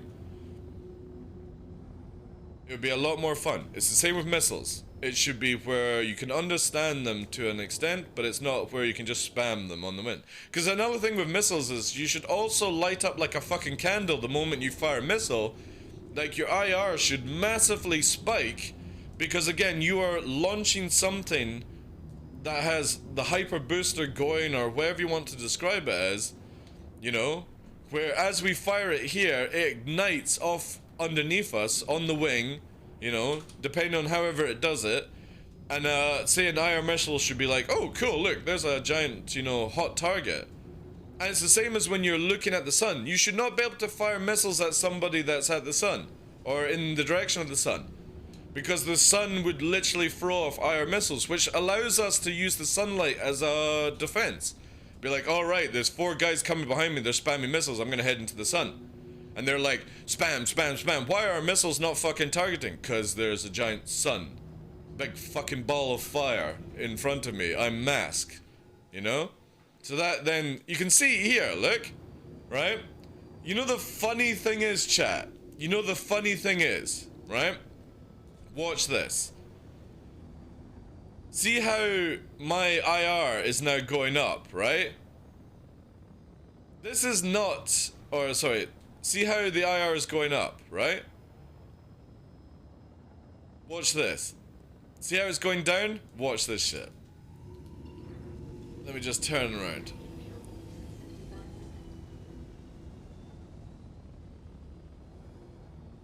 As we start flying this way, watch.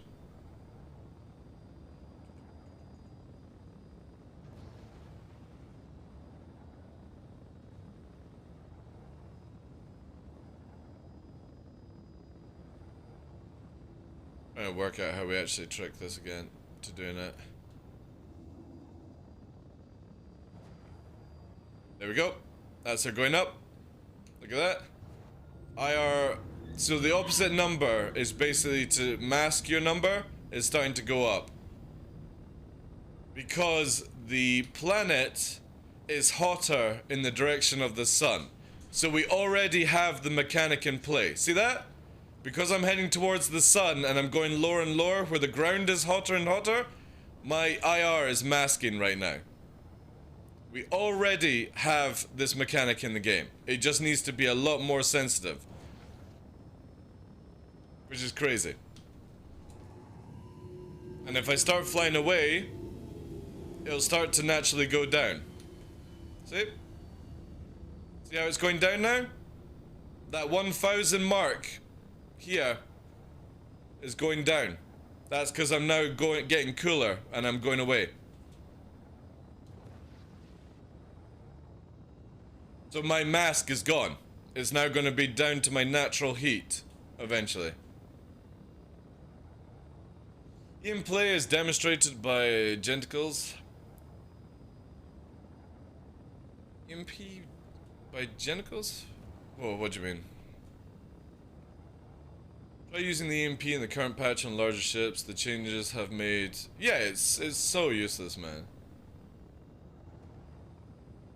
Try using the EMP in the current patch on large ships. The changes have made EMP a lot harder to use and has built that... No, it's not. No, it's not. Sorry, I read that wrong. It's not, dude. Do you actually realize that EMP is broken, Kestrel? It's not because it's made harder. It's broken. Like, again, CIG... No, it's not, dude. No, it's not. Don't talk shit, alright? It's not. It's broken right now. So there is no skill gap. It's just it doesn't work. It doesn't work. It only shuts down weapons. It doesn't actually power off ships right now. You have to literally spam it 1,000,000 times to make it work right now. Because again, the modules that you get on like Urkel and stuff have a huge anti-EM number compared to the number that EMP actually produces. So it's not a skill check, it's just CIG again don't have time to fix things, so they just fucking shit can a number and they'll come back to it in 6 months' time. So it's not created a skill gap at all. It's literally because it is broken.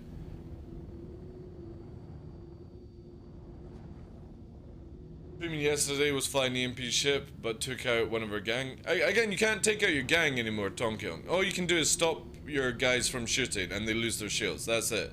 You literally can't turn off ships if they're fitted with EM modules. It requires so many EMP pulses to make it fucking work, or distortion. Because again, CIG just don't have the time to sort this out, so they just change the numbers down to where it's just useless. Instead of actually fixing or making a different mechanic. They don't have the time to do that right now. Or it's not a priority. If you look at anything that actually works in this game, when it becomes too OP for people to deal with, CIG just put it into the ground until we actually get back on it.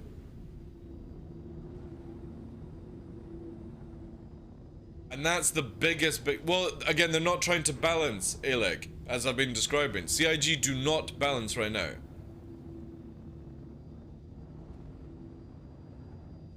Yeah, but what I'm saying is, Kestrel, you should be able to shut down a mil spec, you know what I mean? If you turn up with 2 sentinels and you deplete the shields on a Carrack and you fire both EMPs off, that fucking Carrack should shut the fuck down and stay down for a period of time, and it doesn't. There's no skill check, you know what I mean? If you have the team to do it, you should get rewarded for doing it, not just somebody in one sentinel going, blap, I've turned you off, motherfucker, blap again, you're dead, you know what I mean? That's shit, that's not skill gameplay. But when you're having to fucking bring 10 EMP ships in to turn off something for a split second, that's not skill, that's a shit gameplay loop, you know? I've flown past this. Oh, I have. There it is. That's exactly what I do, EMP. Well, the thing with the Sentinels, you can still use Sentinels, you can still use EMP ships. They take off people's shields, and they make it where they can't fire weapons or drop counters. It still can be used. The problem is that EMP needs to be able to shut down people from running, and it can't do that job right now. So this is where I'm like, instead of the bullshit AoE nonsense, make it where EMP is single target and it's huge amount of EMP. Make it cannon speed, or make it 500 meters a second speed. So like if you're in a Sentinel, you're never going to fucking hit an arrow unless it's literally stationary in front of you. But when somebody's in a Carrack, you can fucking keep them shut down. Unless they're full military fit or they've got people to defend them. You know what I mean? That would be a skill check. Because you have somebody literally going blap, blap, blap in the Stalker. Because again, the Warlock. The Sentinel is eventually going to lose its EMP, so who the fuck cares about EMP of that size? Let's focus on just bringing the Warlock into play. And they could just literally make it where you have a gun, or the size 4 gun is the EMP on the Warlock, and you have to literally go blap, a big fucking EMP pulse hits, and it does what it does for the job. And it's in a ship that's easily fucking killed as well. So you never have EMP ships in big tanky ships. That would massively ruin the game. But if you put it in a warlock versus 2 arrows can get clapped very fucking fast. You know what I mean? But if you are keeping it in a blind spot on a Carrack, you can stop people from, well, again, an EMP railgun or something like that. You know what I mean? Yeah, the EMP heart. But this would be solid gameplay. And it means that, like, the Hawk and the Raven could be used for anti-fighter medium ship, you know what I mean? And then you would use the Warlock to stop bigger ships from running away. Because it's in a platform that's easily killed if you defend it right. And if you don't have the defense, you get punished. And there's where the skill check gameplay comes into place. So you can't just be in your militarized Carrack and you keep fucking turning your shit on and eventually warping. Or doing Mimi stuff, Alt F4 and all that jazz, you know what I mean? You have literally a team that shuts you down, and if you don't have the protection, which could easily kill that Warlock, you know what I mean? Again, it's an agile ship, but it's very squishy. And this is where EMP would be great gameplay. It also means that you wouldn't need to have everyone in a goddamn EMP bubble ship to get the job done. You would just put your highly skilled pilot and aimer in the Warlock, and hope for the best that they don't die. And you could have a backup or something like that. And it wouldn't get OP, where people would be like, oh yeah, again, you just make it a very, very slow firing projectile. 500 meters a second ain't hitting any fighters anytime soon. Unless you're literally sniffing on the ass, basically. But then they could have it where if you fire it off close, it shuts down your own ship. You know what I mean? There are many, many ways to balance EMP in this game. By taking it away from the bubble effect, which affects a lot of people, make it a very slow firing projectile where if you go too close, it also shuts down the Warlock as well. Or anyone caught in the blast, for example. You could make it a cone effect, for example. So if any of your guys are like flying around or doing things bad, you know what I mean? They get hit and they're completely dead in the water if you misfire. And another way you could do it is make it where it charges up, and when you're charging it, your EM goes through the roof, which means that EM missiles can hit you so easily. There's so many ways to balance EMP in this game. CIG just don't have the time to go through all these things. And it would be fun as fuck. And it would stop people going around in Sentinels and shit like that. What do you think about the Hornet Ghost? Really good ship, just not good right now. You know, good ship in the future, not good right now. It needs stealth mechanics properly sorted out and a bit of its flight. Stealth ships are just you don't buy them right now for shit for stealth if that's what you're looking for. Stealth doesn't work in Star Citizen.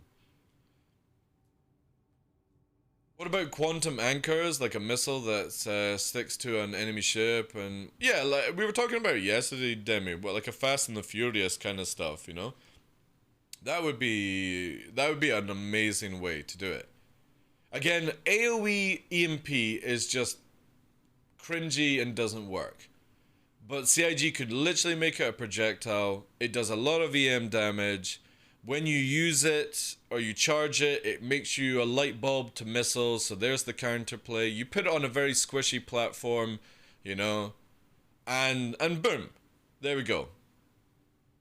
Nobody could complain then, because if somebody was like, oh, I got EMP'd by a Warlock, it can only then have 2 size 3s shooting you. You know what I mean?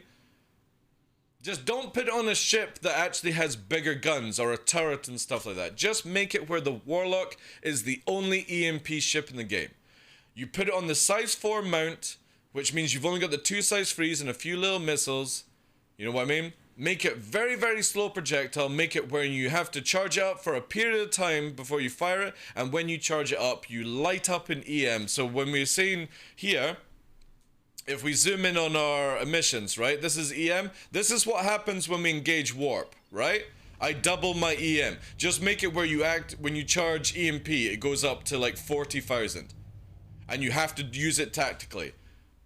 That's all they have to do with it. Just make it where the moment you engage that, you become a giant light bulb to EM missiles. And it can be easily countered. Then it makes a skill check, not used on a daily basis. You're not going to see a solo pirate doing it because, again, if somebody is flying a Cutlass and you see the EMP charging, you just turn around and fire a fucking missile at it and that's it. The Warlock's dead. So it means that you take away the cheese from any gameplay of that, but make it where it's powerful enough to literally paralyze like a Carrack.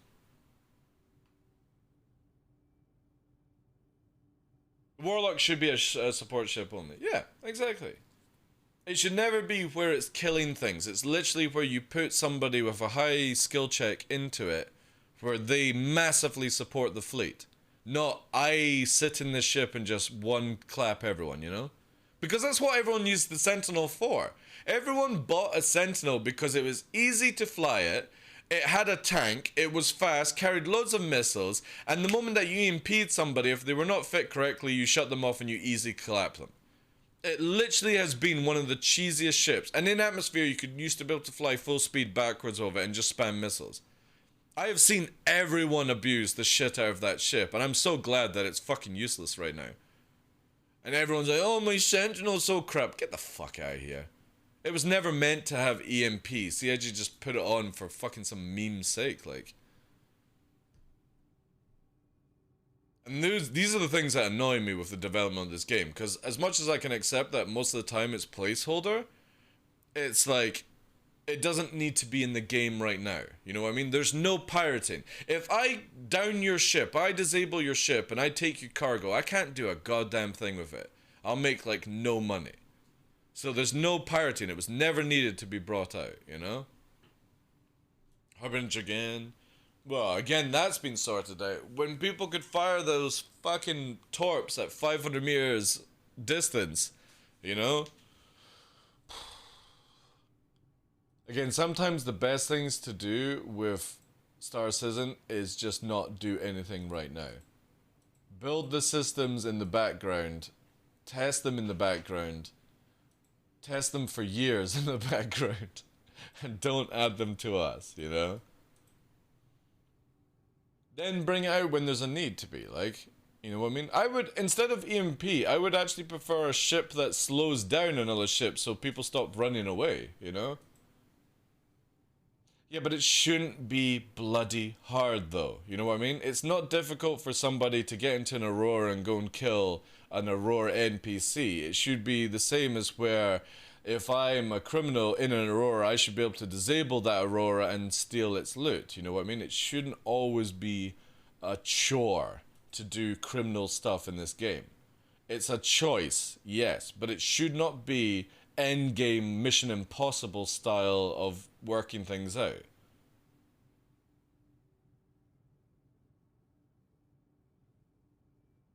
One universal rule, the more they want to please PvP scene... Again, I'm not talking about PvP, guys. I'm not talking about PvP. You have to remember that in the future, you are not going to know if you're fighting a player or an NPC, look. You're not going to target somebody that says TheDarkLaw. It will say a ship name, and then you'll have to have a scanner equipped that will actually give you people's data. When we activate scanner right now, it's every scanner in one. It's not going to be like this. You're not going to be able to scan and get every single detail with one scanner. They're actually going to be adding in the module which you change out for different roles. So I'll be able to be like, oh, I can detect human life form, but I can't, or life form, I can't detect who or what they're actually carrying or what their weapons are. The scanner is everything in one right now, and this is changing. Where it won't be like this. Fighters won't be able, like arrows will not be able to detect cargo. That's going to be different roles for different ships. Or different CPUs, or however they actually manage to integrate it into the game. Hey Sketch, how you doing? So what I'm talking about is not for PvP. Literally PvP and PvE are the same thing. An NPC will clap a player in the future and you won't know. You'll be like, oh, this PvPer is griefing me, or this player is griefing me, and it might be an NPC that's killing you or boarding you or doing things, depending on how CIG get the AI to work. You know what I mean? The idea is that the CIG want it where the AI can do the same shit as a player can, that they can board you and take your stuff, and you'll have to defend against it. So again, PvP is a small aspect of this game. People freak out about PvP, but you should be more scared about NPCs than me, ever, in this game. They want it to where there's 9 NPs per one player. That means you have 8 more chances of getting butt fucked by an NPC than you do me. Think about it.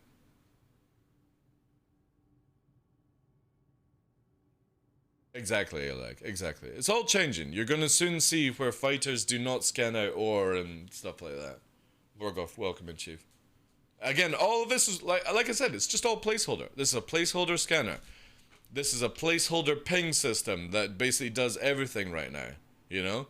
Eventually down the line, an arrow does not need to know this information. It just needs to know what ships are around or cargo boxes that you can grab, not the ore on the ground. And then when I'm scanning, all I need to know is either ship details and life forms. I don't need to know what's on board cargo. I could have, like, the Cutlass Black do that, for example. It has a bigger scanner, for example. Smaller the ship should not have the same power as a bigger ship, you know what I mean? Radar is another thing. My arrow's radar should not be the same as a Carrick's radar. The Carrick's radar should be like a fucking AWAC that detects at high range. It's the same with a Prospector. A Prospector should have 4 times the radar range than a fighter. It should be where if I warp in, the Prospector fucking knows about it already. And if they're too stupid to react on radar, that's on them. Because that ship doesn't need its fucking weapons. Oh, we should be equipping weapons to every ship so they can defend. No. They don't need weapons to shoot at shit. Just make it where they can detect you way more faster, and that's their defense, you know? You don't have to have everything as a fucking snapping dragon.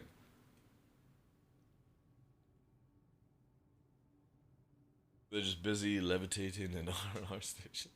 The Carrick should provide radar image to light fighters. Yeah, exactly. That's what we hope will actually come in the future, you know? That will be what we hope for the future, guys.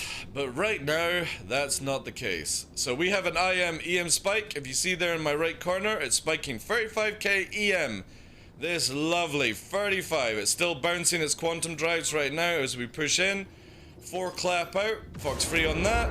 Change the guns into slot movement. Hit on engine. It's going boom and zoom. But we're there. Let's aim on. It's going to go for a turn. Turn at high speed, so we have the advantage here. We will just decouple. And because it's used all its afterburner to fucking turn around, we can just stay in this nice slot here. There we go. We've got literally nearly full afterburner if it runs. We're in the slot. It's depleted everything. It can't power manage at this stage. Doors open. It could have warped many, many times, but now it's just sort of like floating around. And it dies. Did that make the sound file for you, by the way, guys? Because that didn't go through to me. So I wonder if sound files needs to be reverted back to... Let me just see this. Do you hear this? Do you hear it once? Let me reset that to back 1. You heard it, so it's only doing it once. Right, nice. Good. Because yesterday, for some reason, it was doing echoey kind of shit. So... that basically lets me know. Do you want to know, guys, what we're on right now since the last time we went to prison? It's not bad, actually. Not bad. 150 since the last time we were in prison. Not bad. And that's even off-stream as well. I've not put this up off-stream, but we've yet to be to prison, so... not bad, guys. Not bad. We're doing well. Doing well, as Daymar, please. Doing well. We've had a few, like, 2, 3 versus 1 situations as well, which is nice.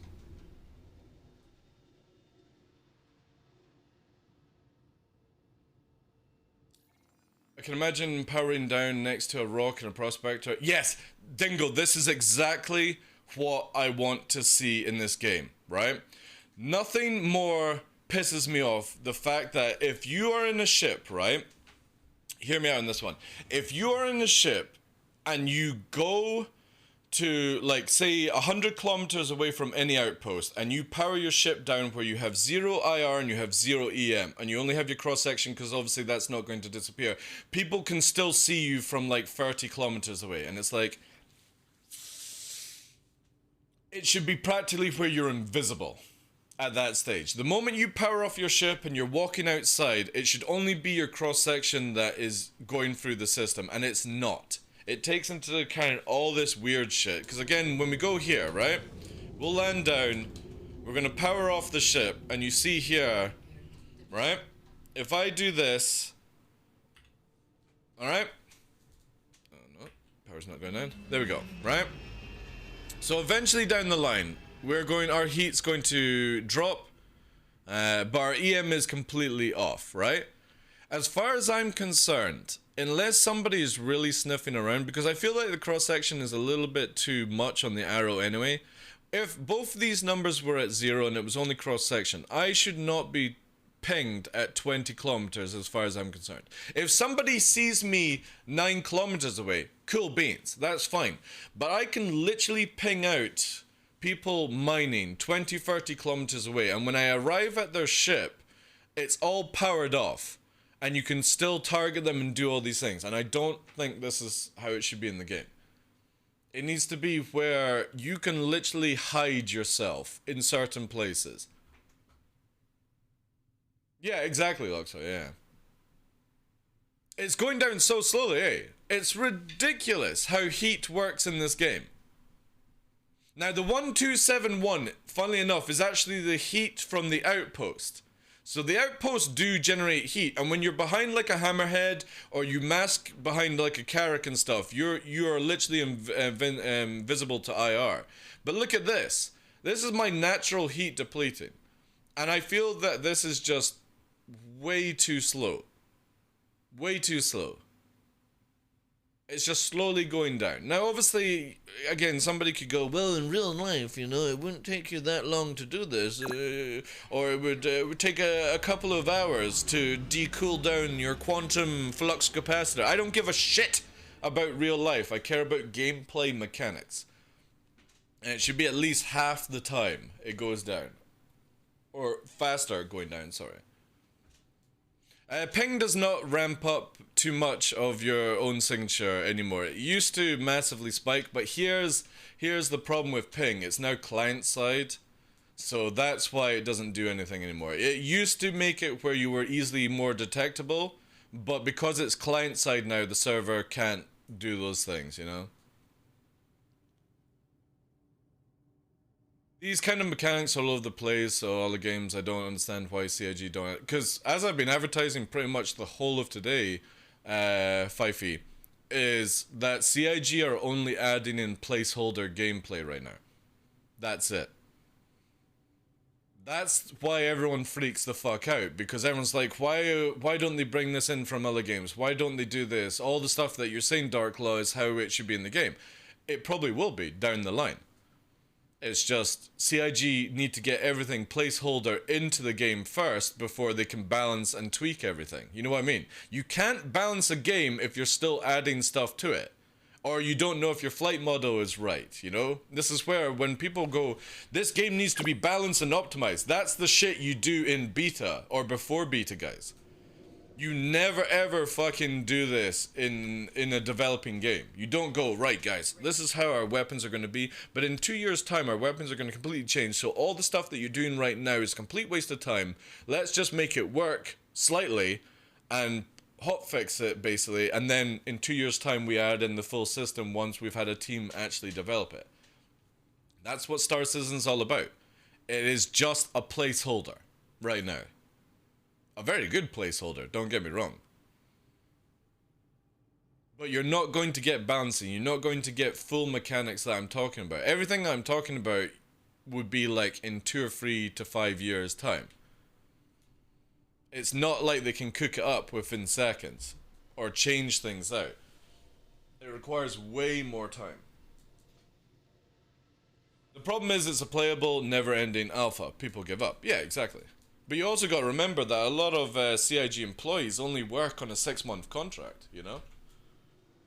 They get a 6-month contract, they come in, They learn how to do a few things or build a few tools, and that's it, you know? And then somebody else comes in and takes over.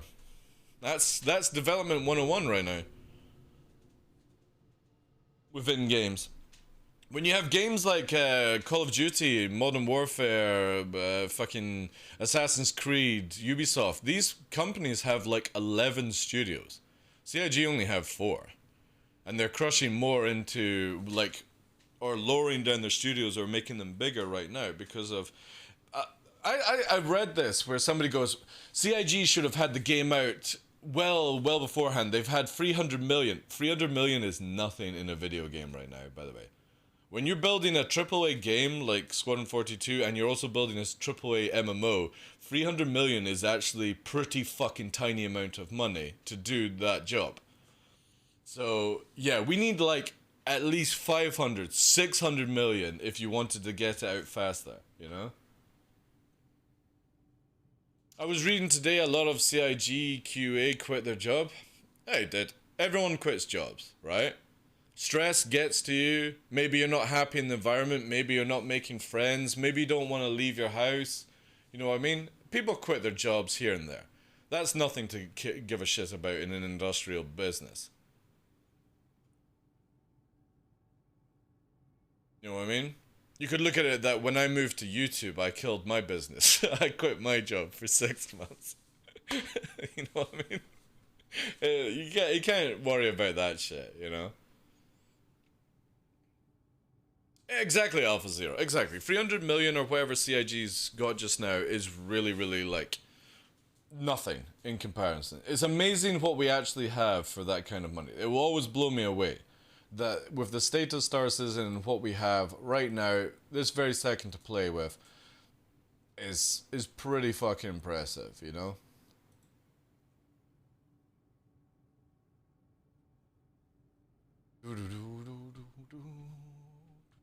Not really done any flying today, guys.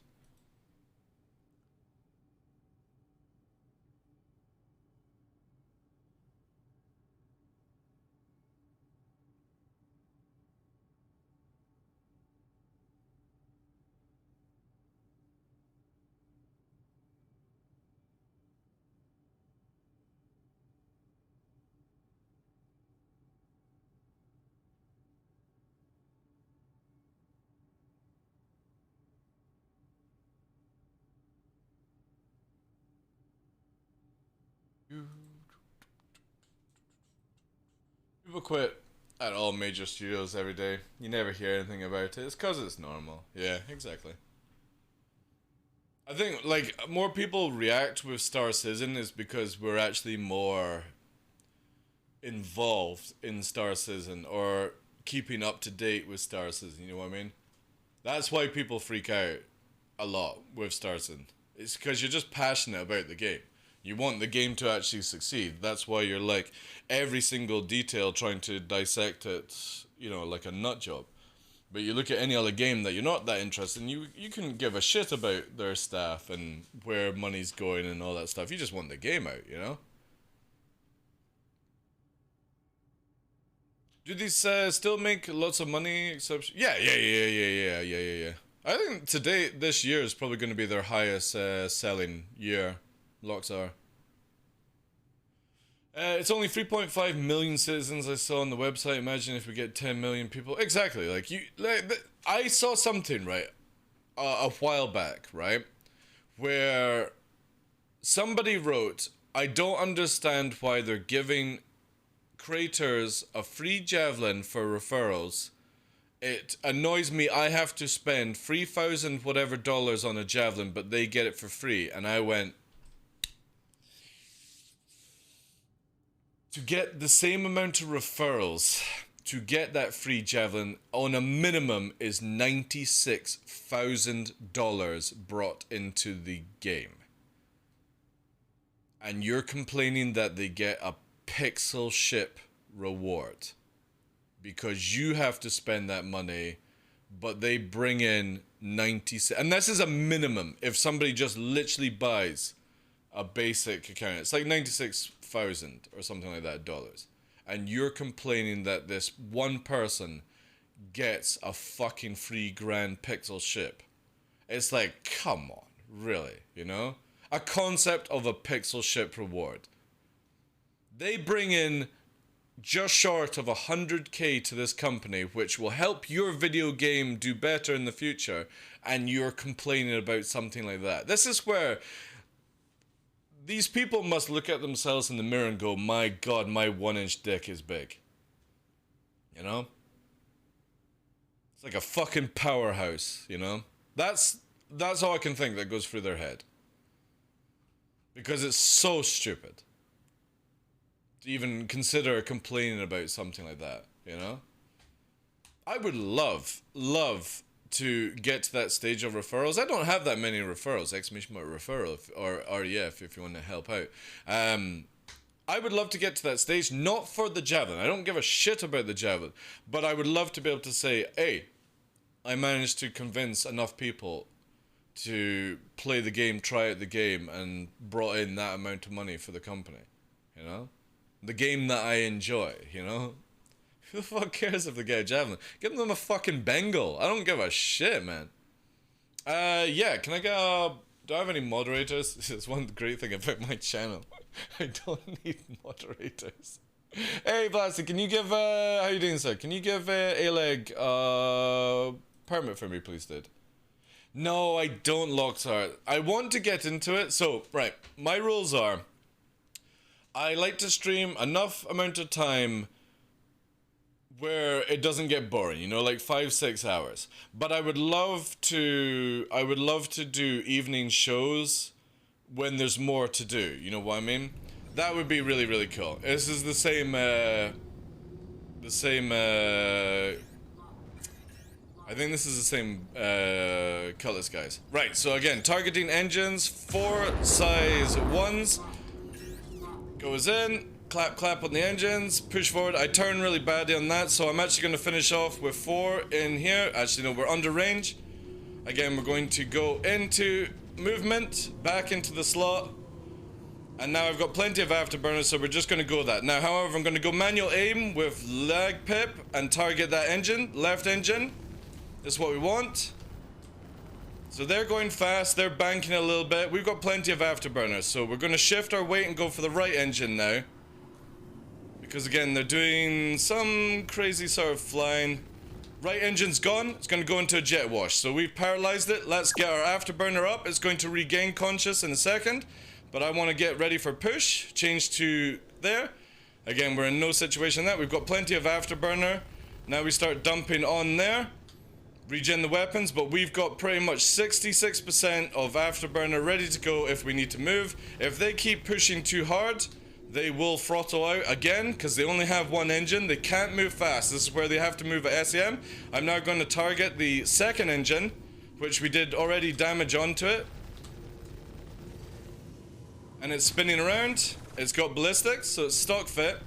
But you see how we pretty much got it paralyzed our situation here. Second engine's gone. Let's then just change to lead again. Just quickly dip down. We need to actually get a little bit further behind because the front shield, and there we go. And there's the job done, chat. So again, it couldn't run away. It was pressing afterburner too much. Just a quick disable, and it holds us in a situation that we're more comfortable with. Even with a gunner, we could hold that one no problem, because again, it's not able to spin around as fast, because the moment that they over afterburner and all that jazz, it just literally flattens out. And their massive agility. The best thing in a situation like that, if you're in the Cutlass, is start traveling away. You know, start traveling away. But I'm gonna say this one as a hint for anyone who flies a Cutlass. If you get locked in Shubin or on Daymar and Atmosphere, don't fly straight. Do this and go this way, because the faster you do this, the better chances of survival you have. No, it doesn't work that way, sadly, Shrim. Even if I take the second engine, it will still be able to fly away at decent speed into space.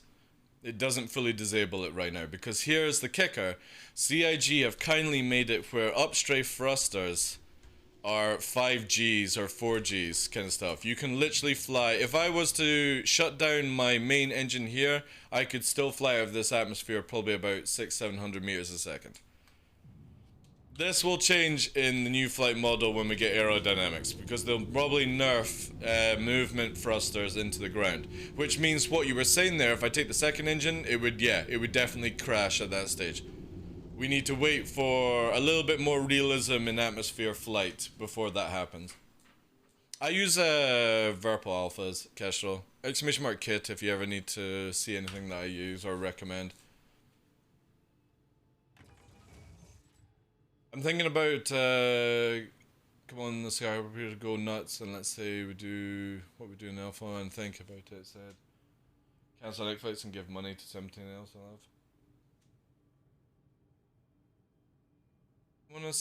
What do you mean? Space 9, I don't follow. Right, let me quickly see Aleg's link as well. Thank you, Blasty, for that one, dude.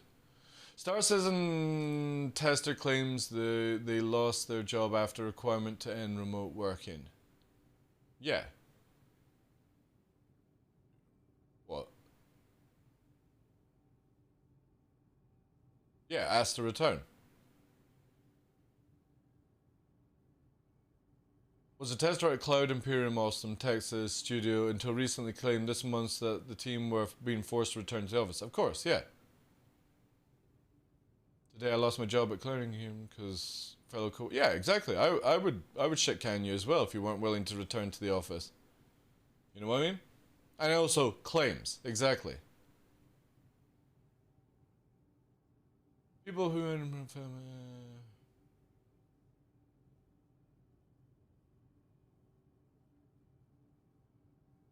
again, like, so this is the worst part about it is you have to give somebody a minimum of 4 weeks notice if you're going to shit can them, right?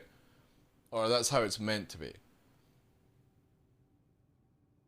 And as far as I'm concerned, when you sign any contract with any company, just because for a couple of years you could sit in your house with your boxer shorts and your fucking Dorito dip ready to go, and you would work at literally 10% of what they require you to do, you know, why would you ever think you're keeping your job when companies are allowed to have people back in, you know? This is, yeah, exactly. This is not unique to CIG. I would shit can anyone that wasn't returning to my studio if I had people coming in here, you know what I mean? A lot of the stuff that, you know, in the future, you know, remote and stuff like that. But yeah, it's very difficult to keep the whip cracking if people are fucking sleeping in and stuff, you know what I mean? That's what that thing won't explain. This person probably lost their job because they were fucking late to the meetings or something like that, or, you know, I doubt CIG would literally shit can you because you're not just coming in to work in the office, you know? I don't think they're barbaric. There must have been other reasons. Like, this person was late, or didn't finish their quotas and all that stuff, you know? Yeah, it's too easy to jump out. I think it was the same guy before. I don't know. A lot see of the time, Luxor, where people return. They will return. They come back in stronger numbers as well. Like sand people from Star Wars. The return to the office thing is pretty common right now. Exactly, yeah. Yeah. Like, I still don't have any vaccination going through my blood. Because, again, for me, for COVID, have not interacted with anyone apart from somebody that lives in this house. You know what I mean? And anytime somebody does a delivery, it's always fucking distance, all that shit. When I went to the vet, distance, mask, everything like that. But if you're, you know, part of a studio, and the studio requires you to recall back into the studio so they can start getting their work speed up, and you go, no, that's not good enough for me. Why would a company keep you then? They would go, right, well, if that's your case, we'll give you 4 weeks leave, you know, 4 weeks notice. And they'd be like, oh, but no, me. And it's like, no, if a company needs you back in the studio to get production level up again, and you're not willing to do so, you know, you have to go. Sorry. Why would they pay somebody to do fuck all?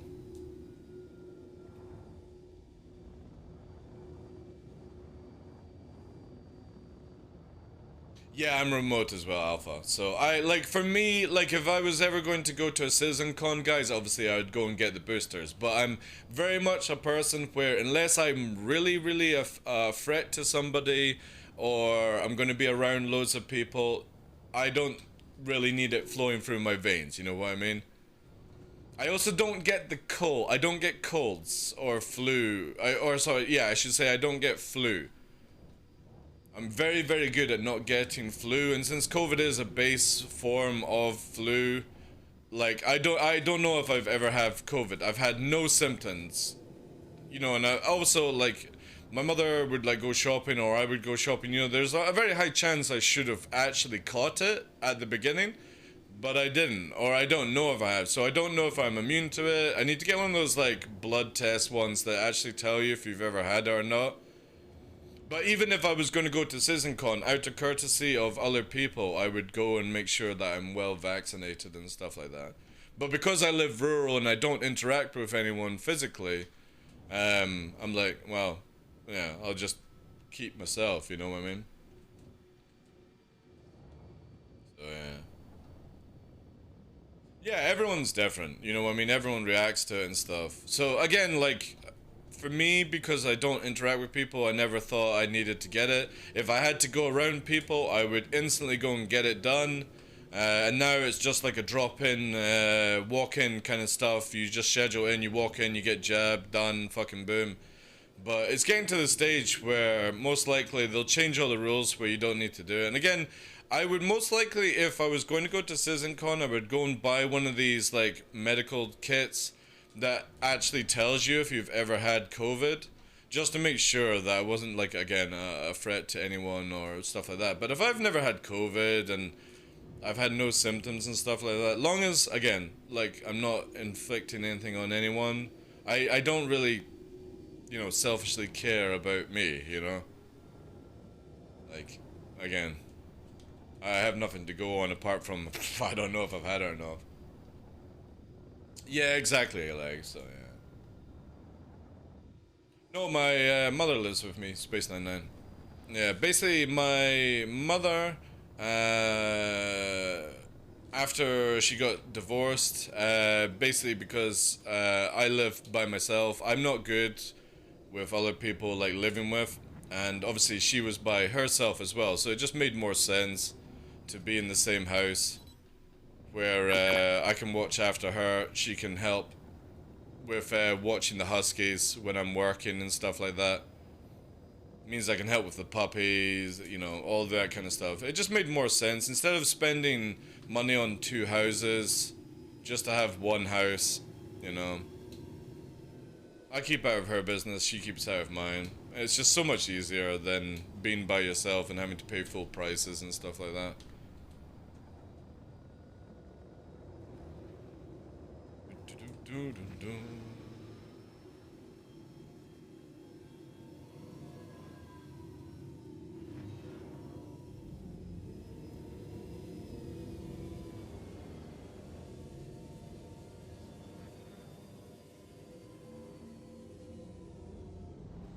With all the mobile phones, how come there was no footage of tragedy from COVID?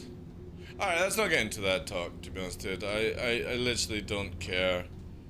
You know what I mean? I don't like the tinfoil hat kind of conversations that can happen from something like that.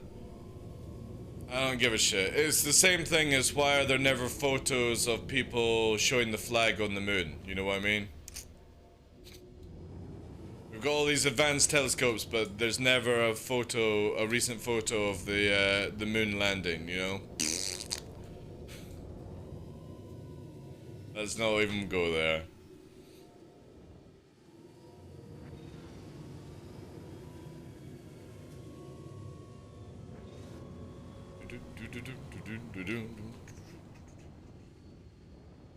Just has sneak coursing through his veins. Exactly, yeah. I'm kind of hoping that by the time CitizenCon comes, where I don't need to actually get like a booster, like maybe the ruling is all changed and stuff like that. I would love to be able to fly without getting boosters. Again, I'm very much this person where I will only ever do something if I'm going to be affecting other people. And since the booster doesn't really like save other people, or it's more to help you if you actually catch COVID, it's sort of like, well, you know, I'm very a minimalistic person where if I am not doing anything to endanger another human being, I don't really give two fucks, you know what I mean? I live rural, I go walks into forests, that's it.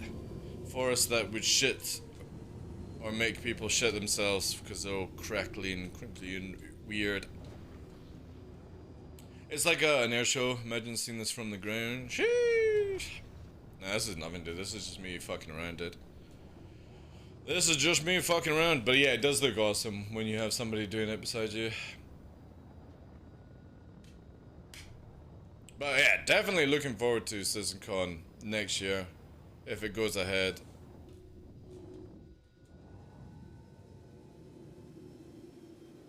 It's gonna be sick, boys. Gonna be sick. Right, what's our time? It is coming up for 12. Damn it. God. Why does the days go so fast?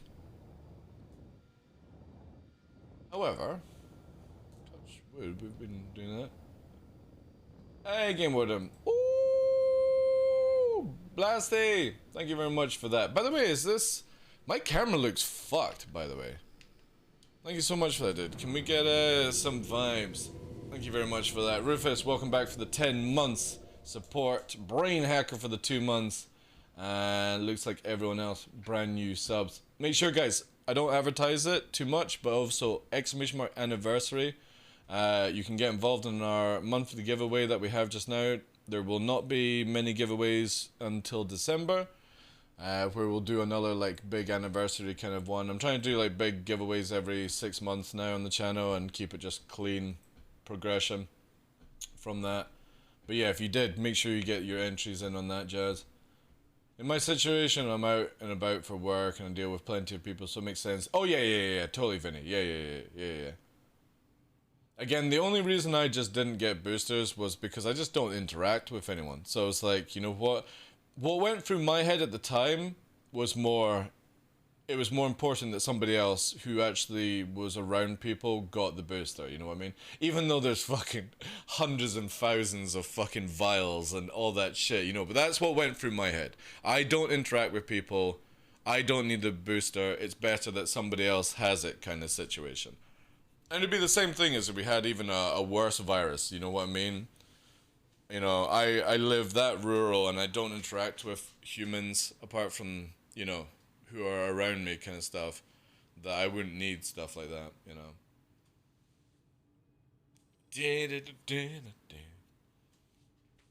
But yeah. I also, let's see here. I think because yesterday I was fucking around with controls, so I basically got the bar set up again for when we're moving around, and we've got like that one. I think I fucked my camera. So we now have the pillar, as I'm calling it, where I can stack all these up and then get rid of it, depending on what scene we need. And it works and stuff. But I think I've made my camera too big, so I'm gonna... Oh yeah, I'm also off here. Oh man, let me actually try this. I'll need this. The bar... I think what I'll do is just slightly move myself... like here, maybe. Whee! And then I'll maybe make myself a little bit smaller, like that. There we go. And then push yourselves back in. Whee! There. That'll do. Yeah.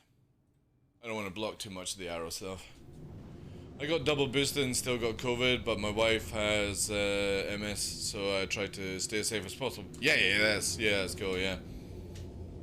My mother is like double or triple boosted, but again, like, she's never had any symptoms.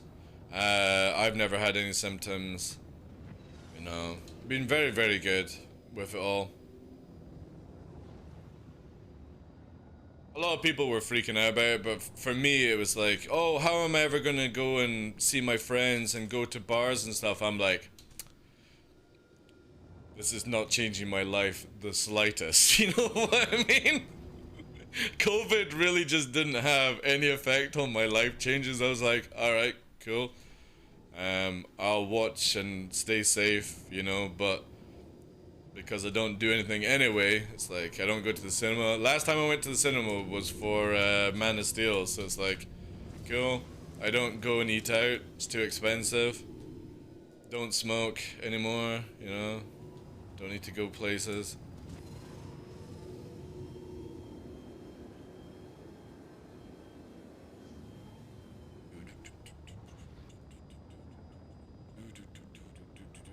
But I would like to go to more things. Like, I didn't go to, I was quite wanting to go to, like, TwitchCon EU this year. Because I know a lot of people going. But again, I was like, because of COVID, it was more, you know what I mean? I can do it another time, you know. Same as CitizenCon, all that jazz. Yeah, that's true. That's true, dude. Exactly. That is definitely true.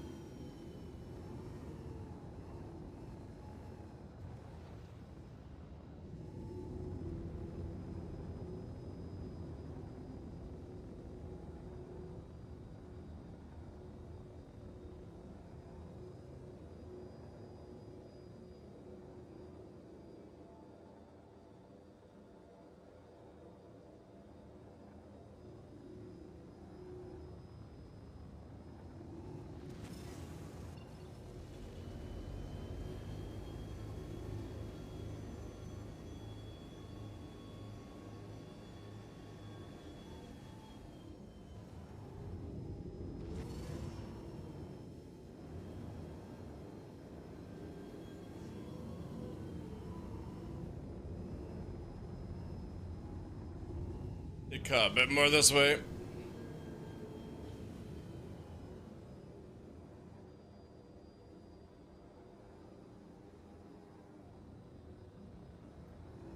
Oh.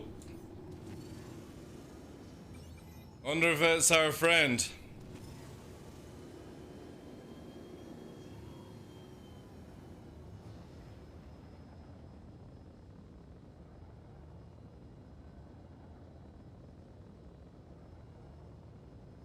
It is. 3 times the charm, chat. 3 times the charm.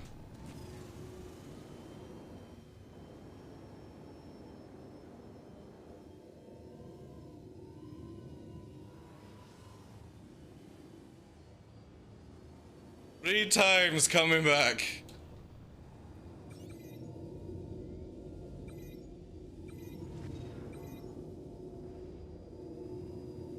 He's griefing you, man.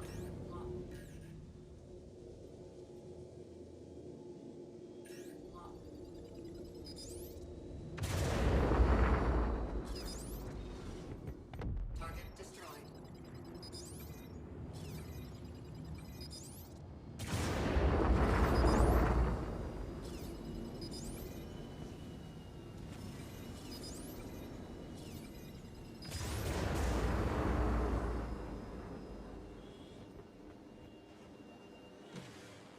I'm fast as fuck, boys.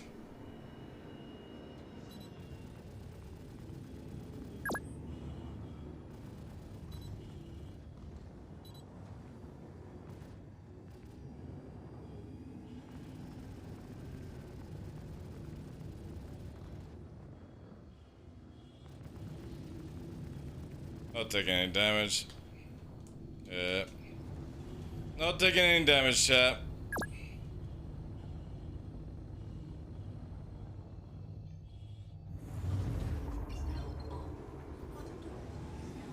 And so far away already. Holy shit.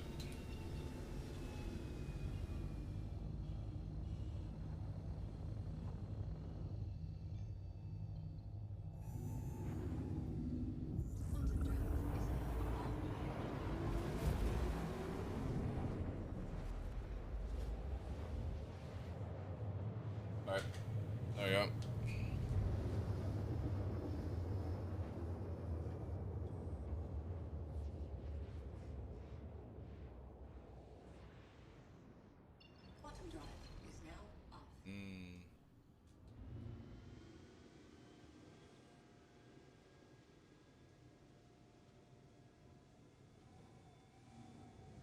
There we go.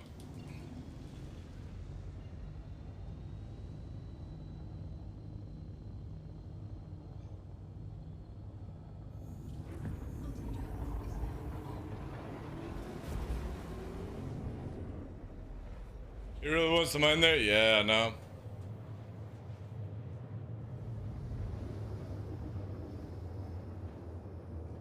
As I mentioned the other day, only been in SE for about 4 or 5 days. Last night I had Comrie and got some guys.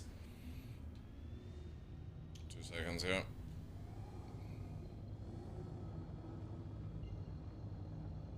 And got the Predator looking armor. Nice. Cool.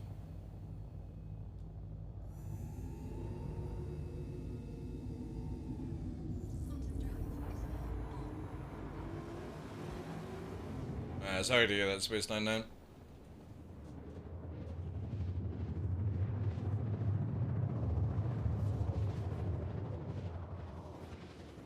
Exactly, yeah. Exactly, yeah. It's good. The show and something. It's a shame that, like, literally a huge amount of our stuff didn't work there in that engagement. But again, out of 3 engagements with the same person, they finally managed to get away, you know what I mean? It's possible.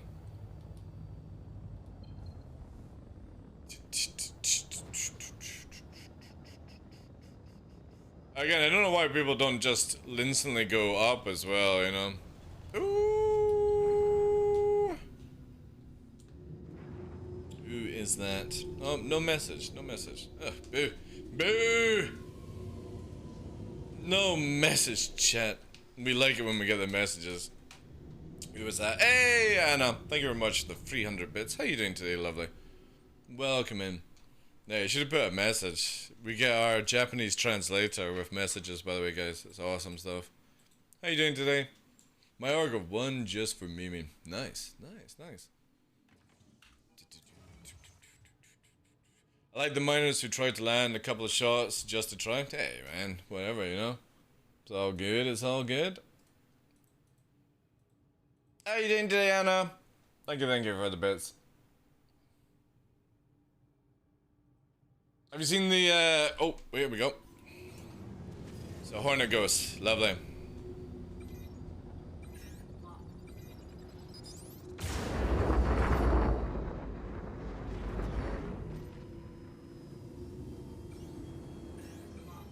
And it's dead. Fox free.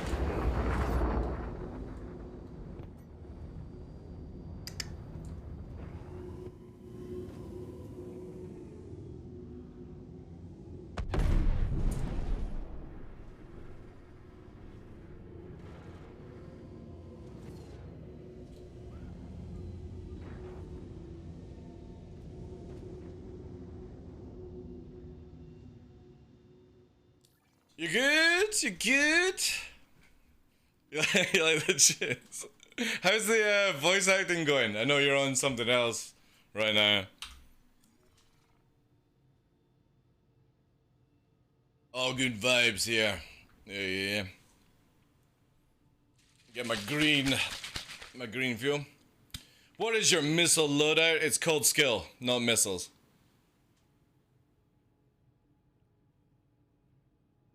I don't just fire missiles for the sake of firing missiles. there's a little bit of madness, you know. Anyway, you can just look at the VOD. Every time I engage missile mode, it tells you. You stop watching on your phones. I fire at certain times, depending on certain situations. Harder to react if a missile is literally coming up to your face, you know? That's everything in life, you know? You're bouncing. Well, that's not how it should be. Donkey, work more important than watching my stream. Or my stream should be more important than work. Depends how you look at it, you know? Negative. Negative, Ghost Rider.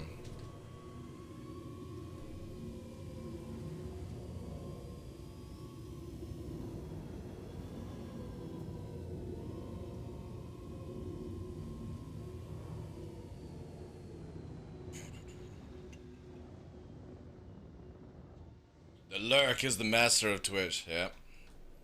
Isn't Anna the voice of the vehicle delivery? I don't know, Anna, are you the voice of ATC?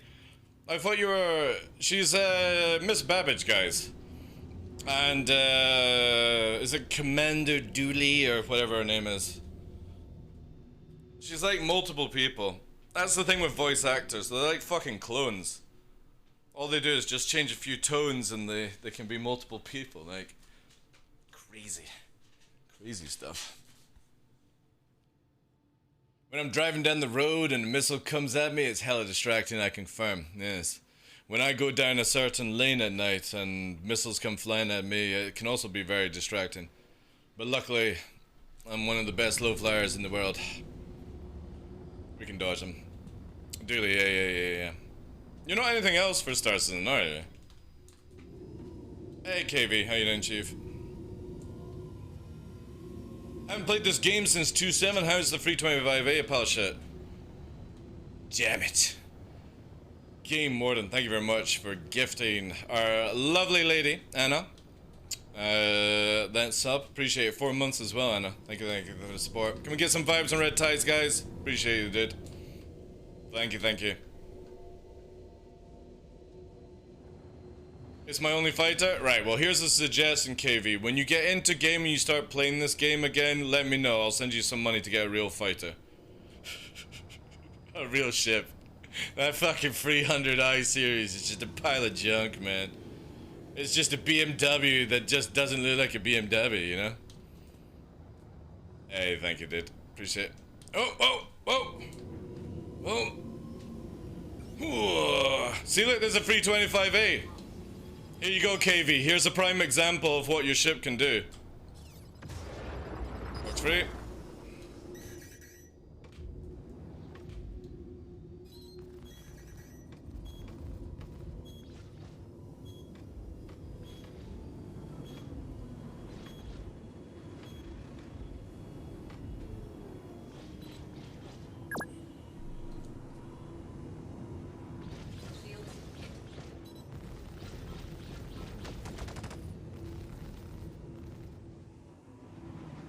You know what I mean? There you go.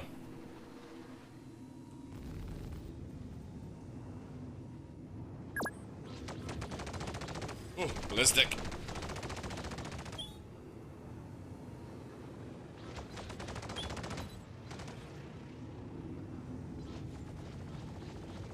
Ooh, baby!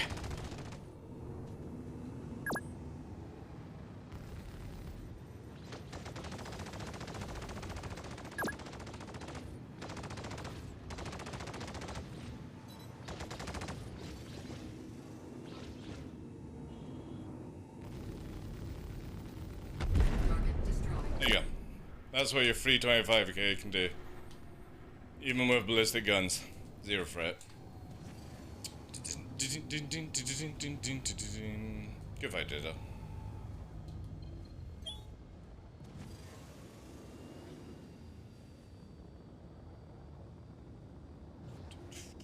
SE royalty must have emotes. Exactly.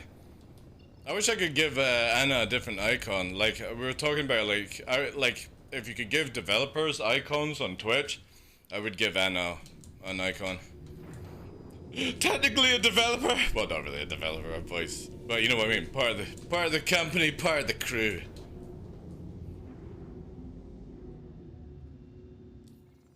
Origin pilot knows how to fly. Yeah, I'm pretty sure one day it will happen, you know? Is the Corsair? I don't... Oh, the Aquila's alright. The Aquila's alright. Anna is already an icon. Can we get some uwus? TDL uwu in chat, please, guys? Oh shit, I need to do this again. I don't want those red icons. We got the best uwu emote on this channel. There we go, Joe's whacking them off. We getting a TheDarkLaw NPC in game? Pfft, please. Never happening, like. Restock. Alright, so restock's broken. Give me a sec.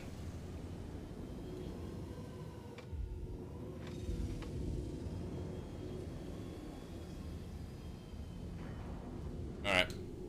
We still got a bit of time, guys. Remember, doing very short stream today, ladies and gentlemen, because I gotta take the puppy to the vets and then take it out for its first hike in a backpack. She's gonna enjoy that one. Little Zoomy. Thank you guys for the Ubers. Appreciate that. Oh, man. I couldn't get missiles the other day. Missiles? What do you mean? Oh, yeah. Sometimes it bugs out. Sometimes it bugs out. Sometimes the best thing is to just don't always deplete all the missiles, you know? Yeah, it does happen. It does happen. I've had that bug a few times, you know. I've had it a few times myself.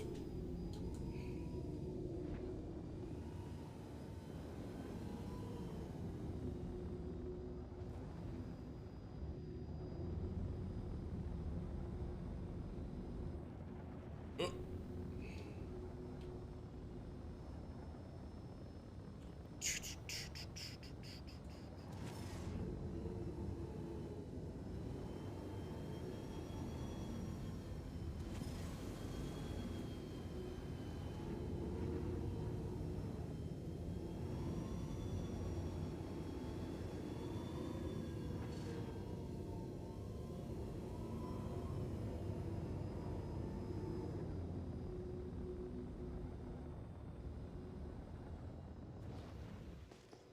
I'm pretty sure somebody just locked a missile on me.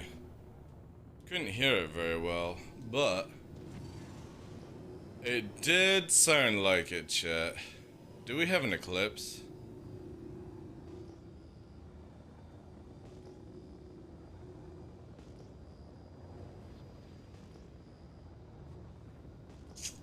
I got nothing airborne though.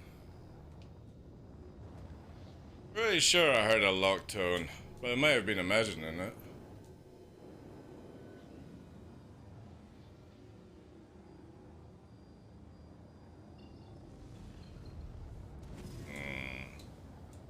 Maybe not. Maybe not. Oh, my bad, chat.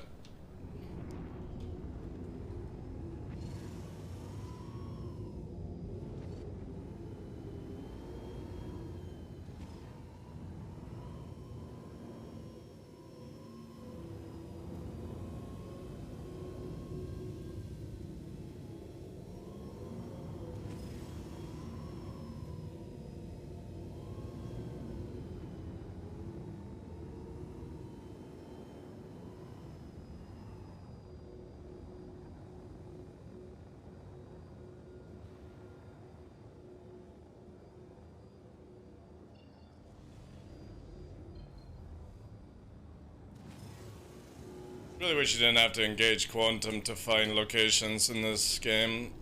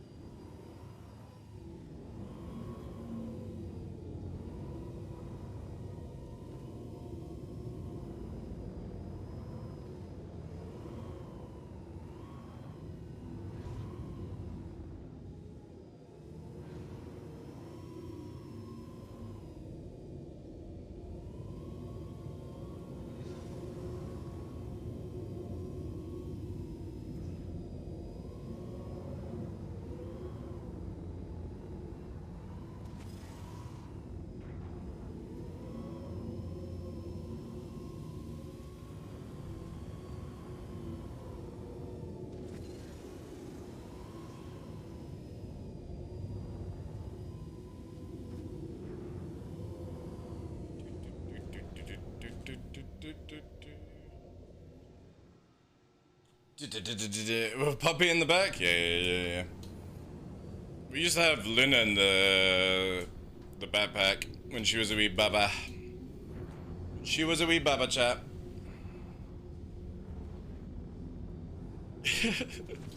Let me have the carrot crack. Yeah, good times, good times.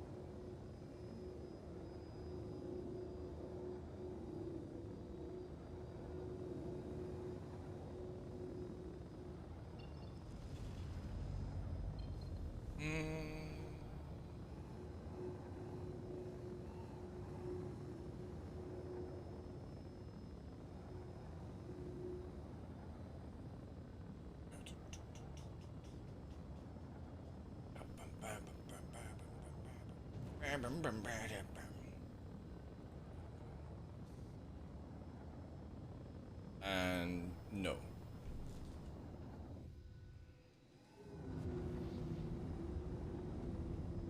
It's time.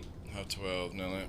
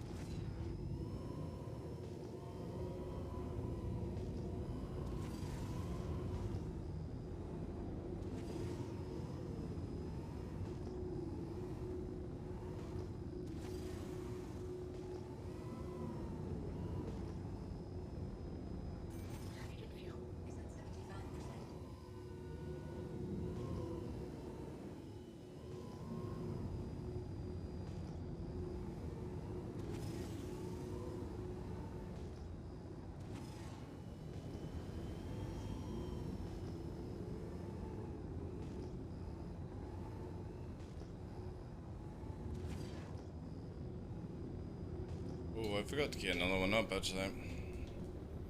Back up. It worked.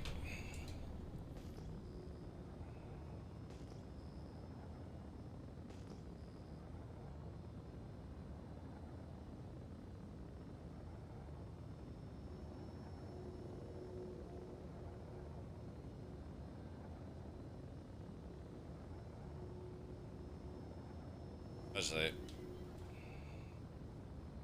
I got one.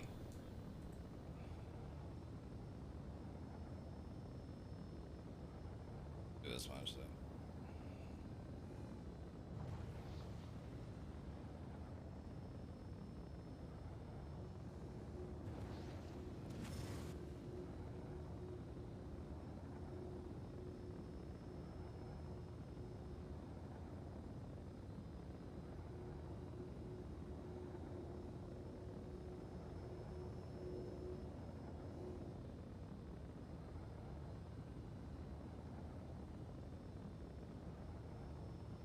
Actually, wait, we can go to Prashat. Shit. Don't know why I'm wasting my time here. Fuck. Give me a sec, chat.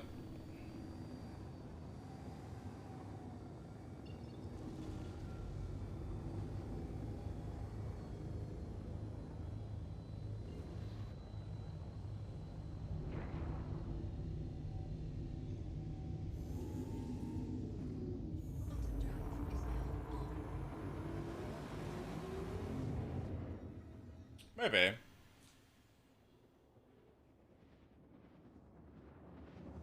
Hey, X-Matrix, good day.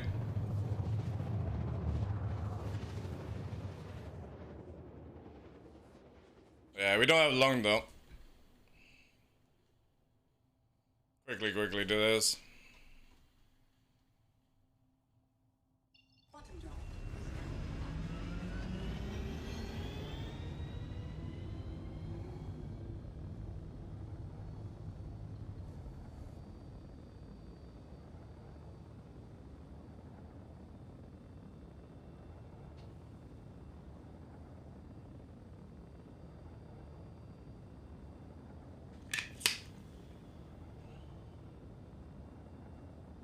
Far away.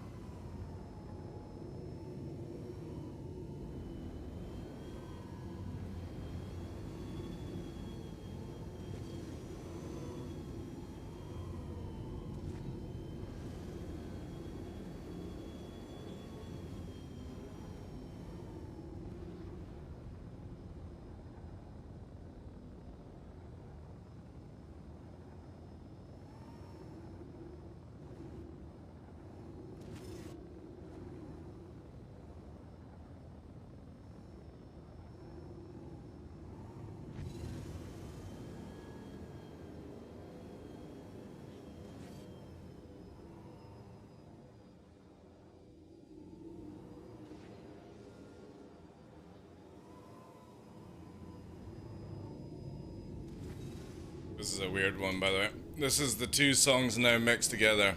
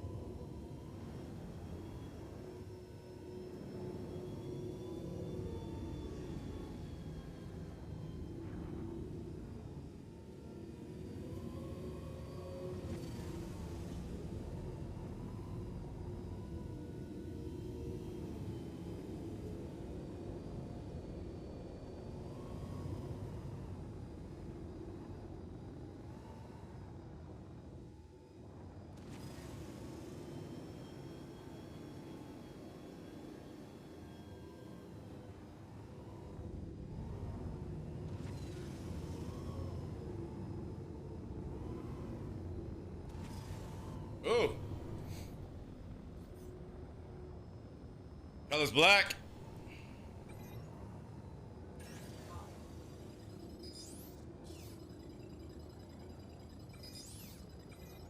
Box free.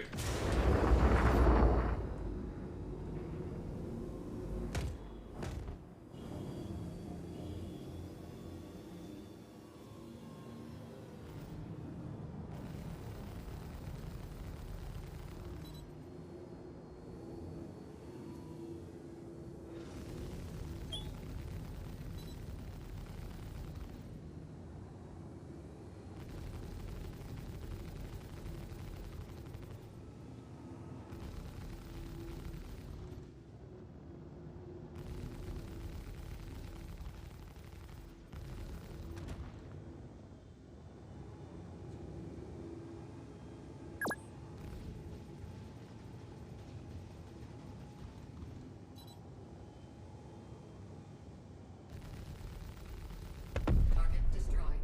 Ooh.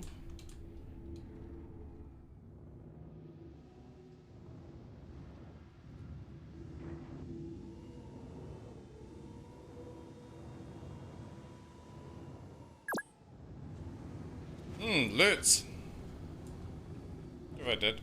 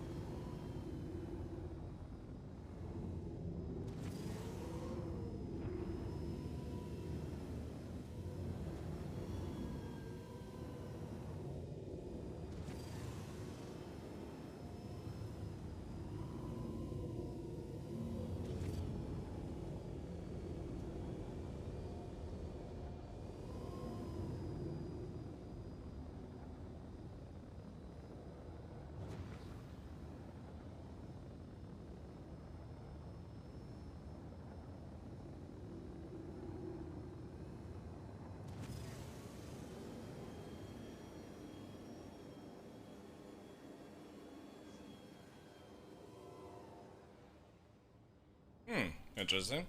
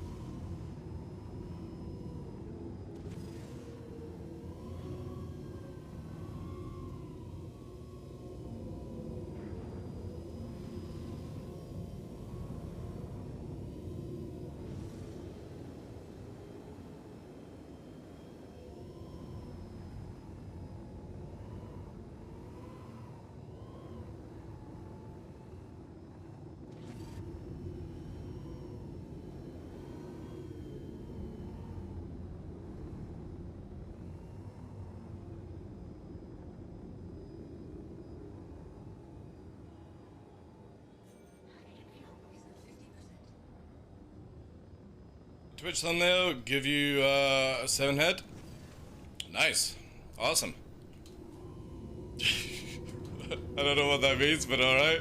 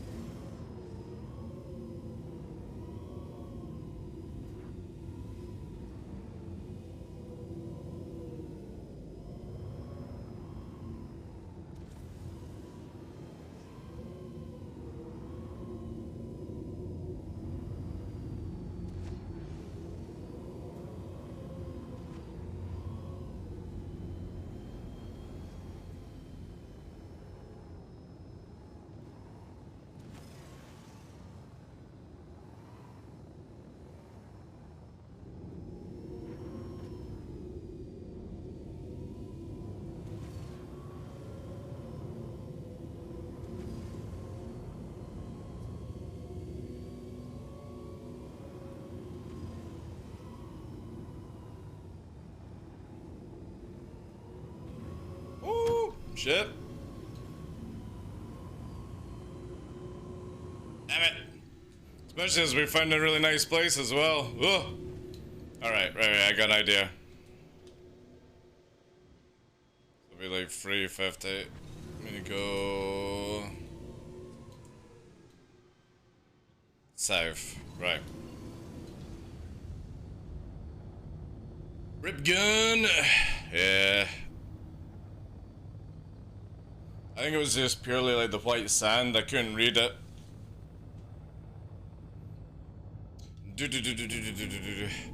Again, a lot of times it's just the texture and the ground that catches me out now. And that, I think, was the situation. It was like the white sand, didn't see it very well in peripheral view, so we got clapped because of it. No damage, easy. It turned into a conehead? Alright. Awesome. Awesome. Dude.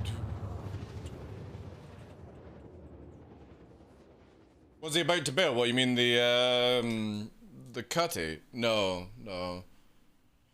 That was a bounty hunter coming after us. Ooh, what's with all the clouds? I got watching. What's our time? Alright, we got a bit more. We can go. Just repair up. I don't like flying with damaged stuff.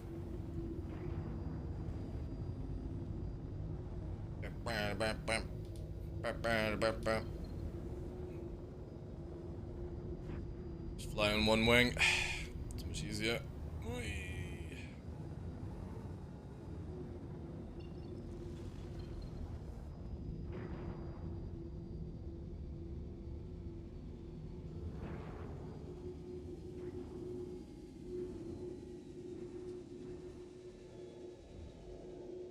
Landing gear deployed. What I don't understand is my dead body, 14 kilometers down there in the bottom right, is at Prashad. Which is a strange one, I feel.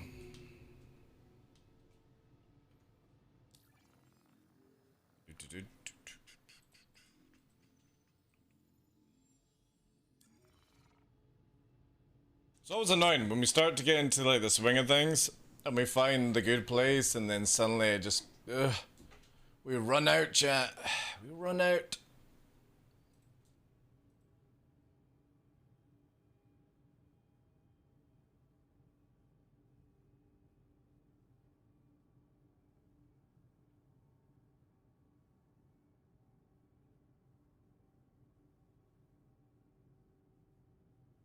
Give me a sec, chat.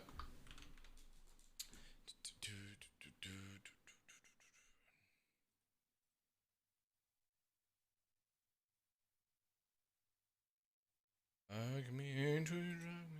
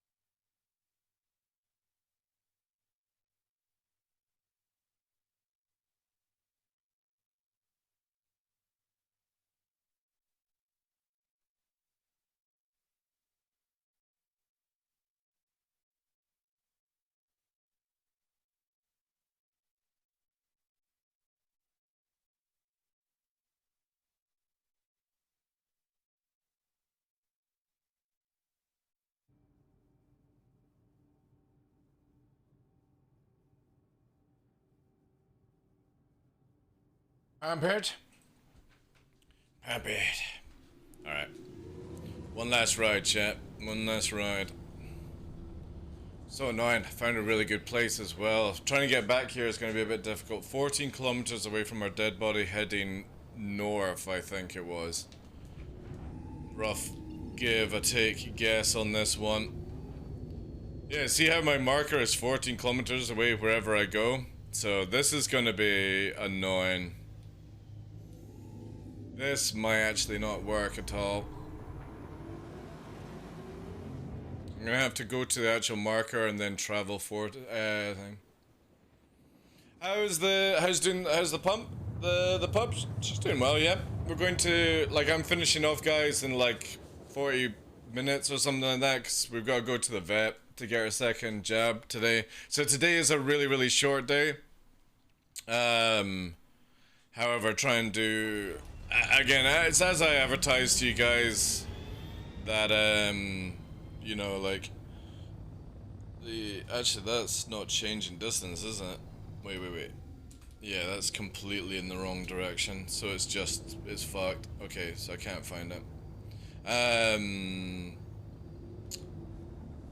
Yeah, for the next, like, again, since she'll be here, she's like a week now, being in the house, so, it'll be like another week or two till everything's like sort of back down and stuff. But, like, again, I'm kind of like saving the long streams for when we get 317.2 and we do all the testing in atmosphere again and all that jazz, so. Yeah. Let's just bank here. I don't know if I'm going to be able to find it, because again, the body is not moving. It's a bad marker to gauge off. Yeah, do you like pendulum? Ondo. It's good stuff. It's good stuff, mate. Good stuff. Let's rack up. To wake up for if I'm gonna go driving.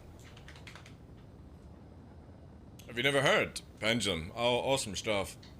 If I'm looking to get my first stick, what would you recommend, left or right?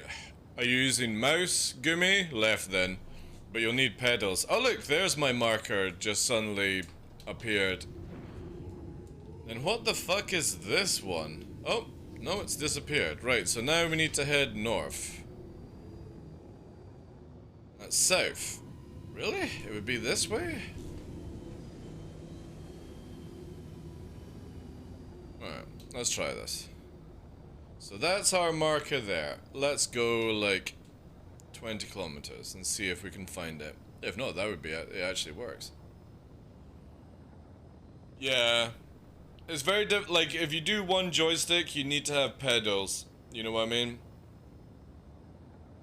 2 joysticks allows you to have all axes control, but 1 joystick, you still would be missing roll then. So you would have to have it like on a mini joystick and stuff like that, and you're just sort of wasting, I feel, if you do that. Right, so that's 14 kilometers. This does not look like where I was flying, guys. Especially as where I was flying was near mountains, so I wonder if we travel here. Hey, Nov. You ready to go soon, pup? It's Big Nova Boy! Hey, sweetie. What's wrong? Who's your good boy, Nova? Hey? You big heifer. Yeah, see that 14 kilometers is not changing, so that's not gonna work at all. We're just gonna have to cruise a bit. But yeah, definitely save up for 2 joysticks. That would be the recommendation. Yeah.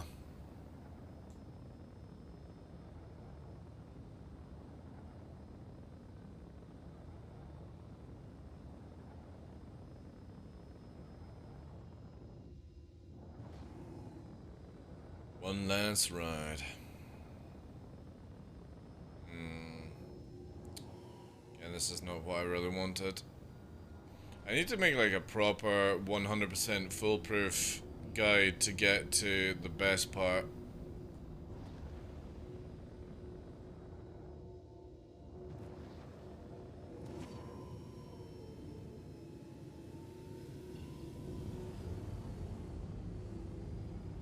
Oh, that's why. Holy shit. That's why this place sucks. We are miles out.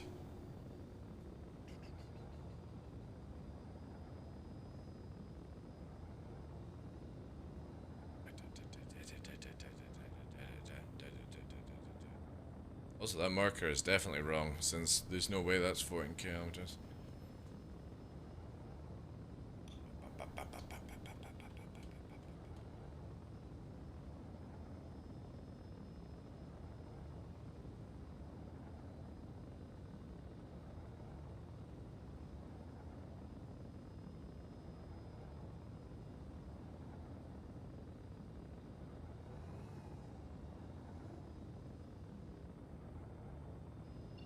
I can line this up like a little bit more. I think it's the next group here. Yeah, this will probably do. Alright. Yeah, this looks way more promising. Way more promising. What should we try? Let's go with yeah. We'll finish off with this stuff. Yeah, this looks better. So this is where we need to be. This is the good stuff. So this is 100 kilometers. Look at that. Oh yes, it's just fucking beautiful. It's diabolical. Only for me.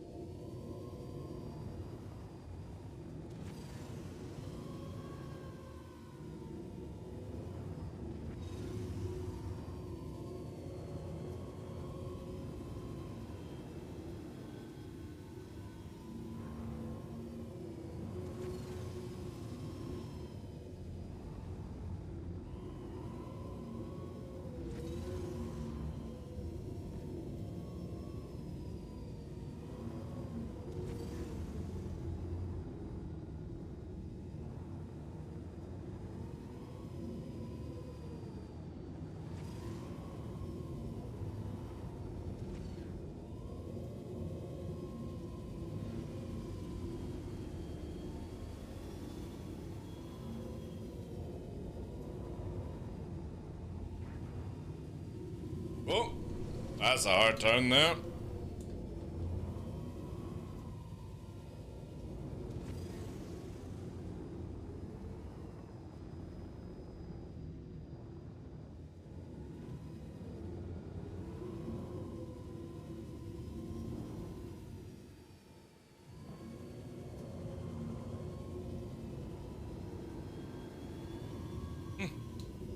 Hey, Missile. Good day to you.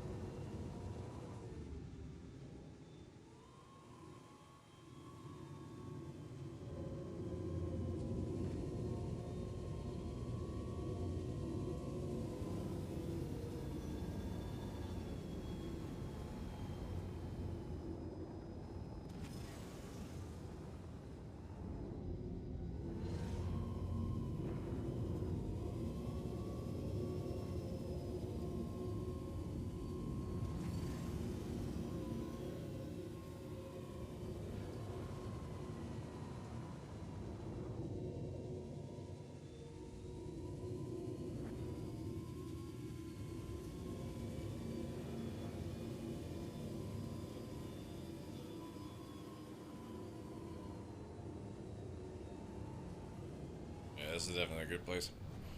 Hey, Strongbeard. Welcome in, Chief. Bigoosh! If the military flies anything like this, I know where taxpayers' money went. All they have to do is give me a call.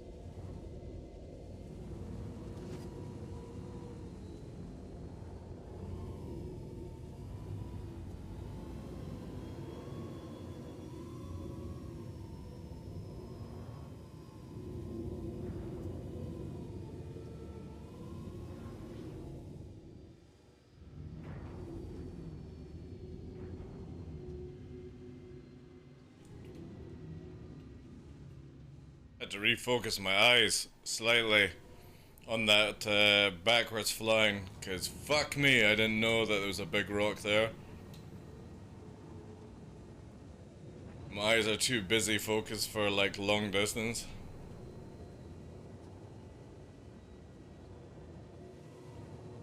Emergency stop.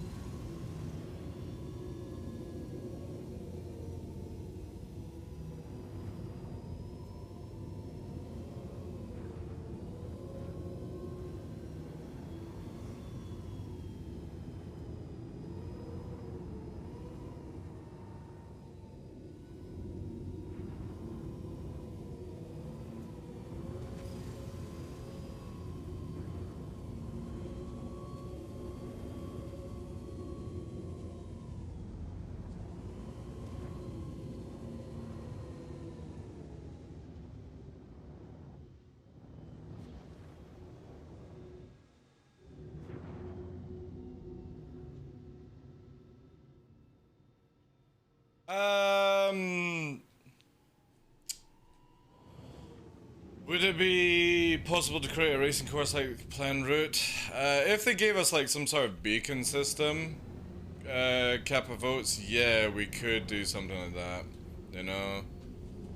We've had this topic before where like if I could just deploy like a beacon or something like that, I could make a race course, you know? Because I can always find this area again, it's just obviously I can't map it, you know what I mean? So most of the time, even though I've been in this area many times, there's no way I can memorize it, you know? There's too much space, you know? We're talking about 50 kilometers circled of tricks and pipes and stuff like that, so we could easily do it if they gave us some sort of tool to do it, you know? And then it would be sick as fuck, man. It would be so cool. Just a route, you know what I mean? Because I'm not much of a racer, I'm more freestyle. You know, I'm the dude you would hire for an air show kind of thing, you know?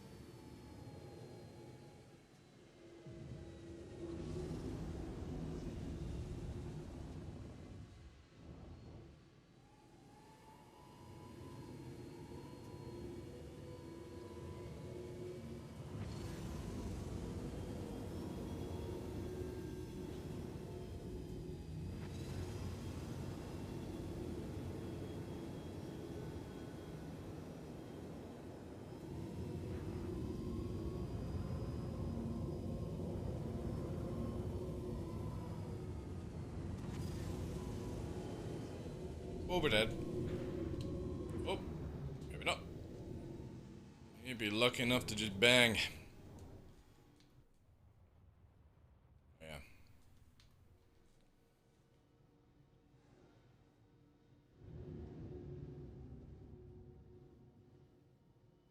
Alright, okay.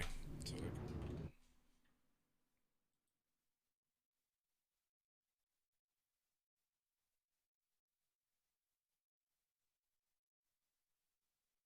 just in case. Oh, barricade anyway.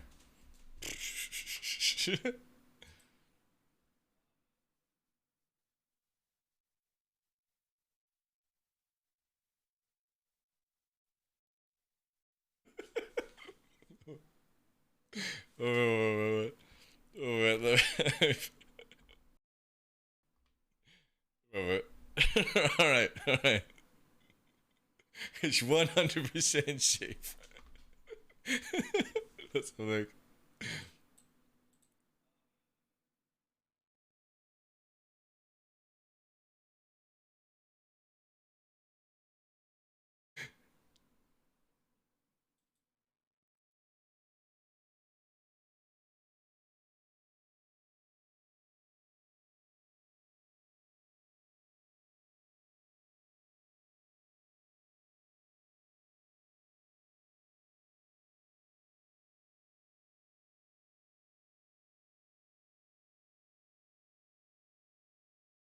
Holy shit.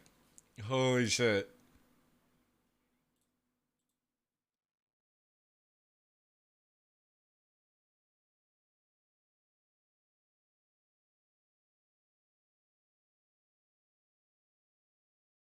Wow, man.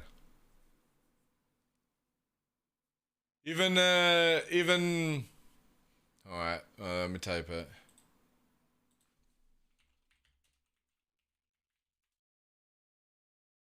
Sorry, guys. I can't tell you what's going on. It's mind controlled. Something like that, yeah. Sorry, guys, obviously, that's my time anyway. But Nuvifire has finished off the end of the stream with a bit of a bang. Again, I can't show you guys, I can't tell you what it is.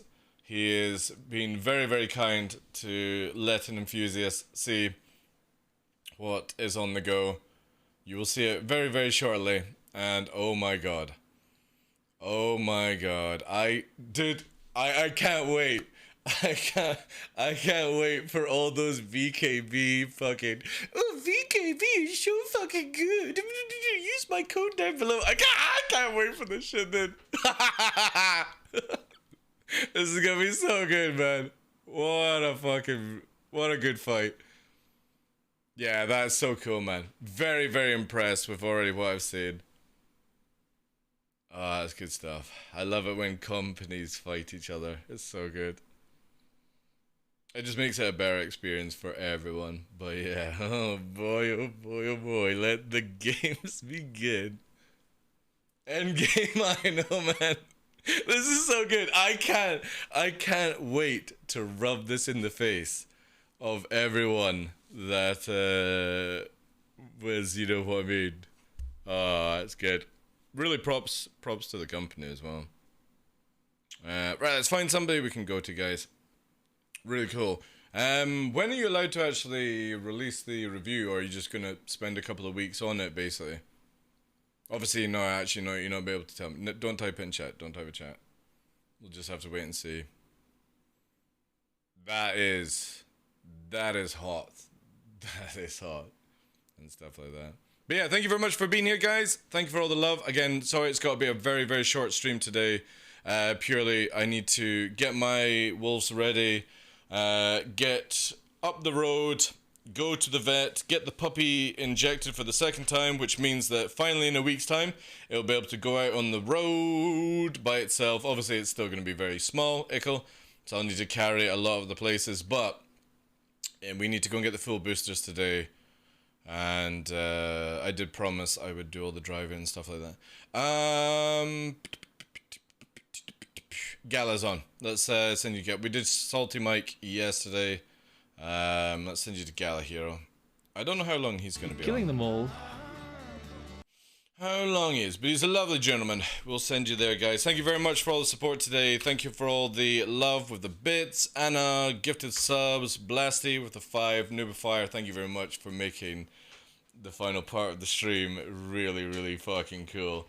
And yeah, guys, again, thank you very much for being here. Oh, did I leave this on? Oh, I did. I left the bar on. Anyways, thank you, thank you, thank you. Enjoy Gala Hero's channel, all that stuff, guys, and I will be on for a bit longer tomorrow, and all that good stuff. But yeah. Thank you very much, guys. Take care. Papa bless. Have a wonderful evening. Have a wonderful life. You know the drill. And soon free 17-2. Alright, guys, I'm out. Take care. Blasty, Space 99, Villet, Noobifier, Joe, appreciate you all. McDelta 1. Thank you. Vinny Vega, everyone. Sketch. Good night. Afternoon. Sorry. Afternoon, you know what I mean. Thank you, Games Warden. Game Warden, take care. Bye-bye.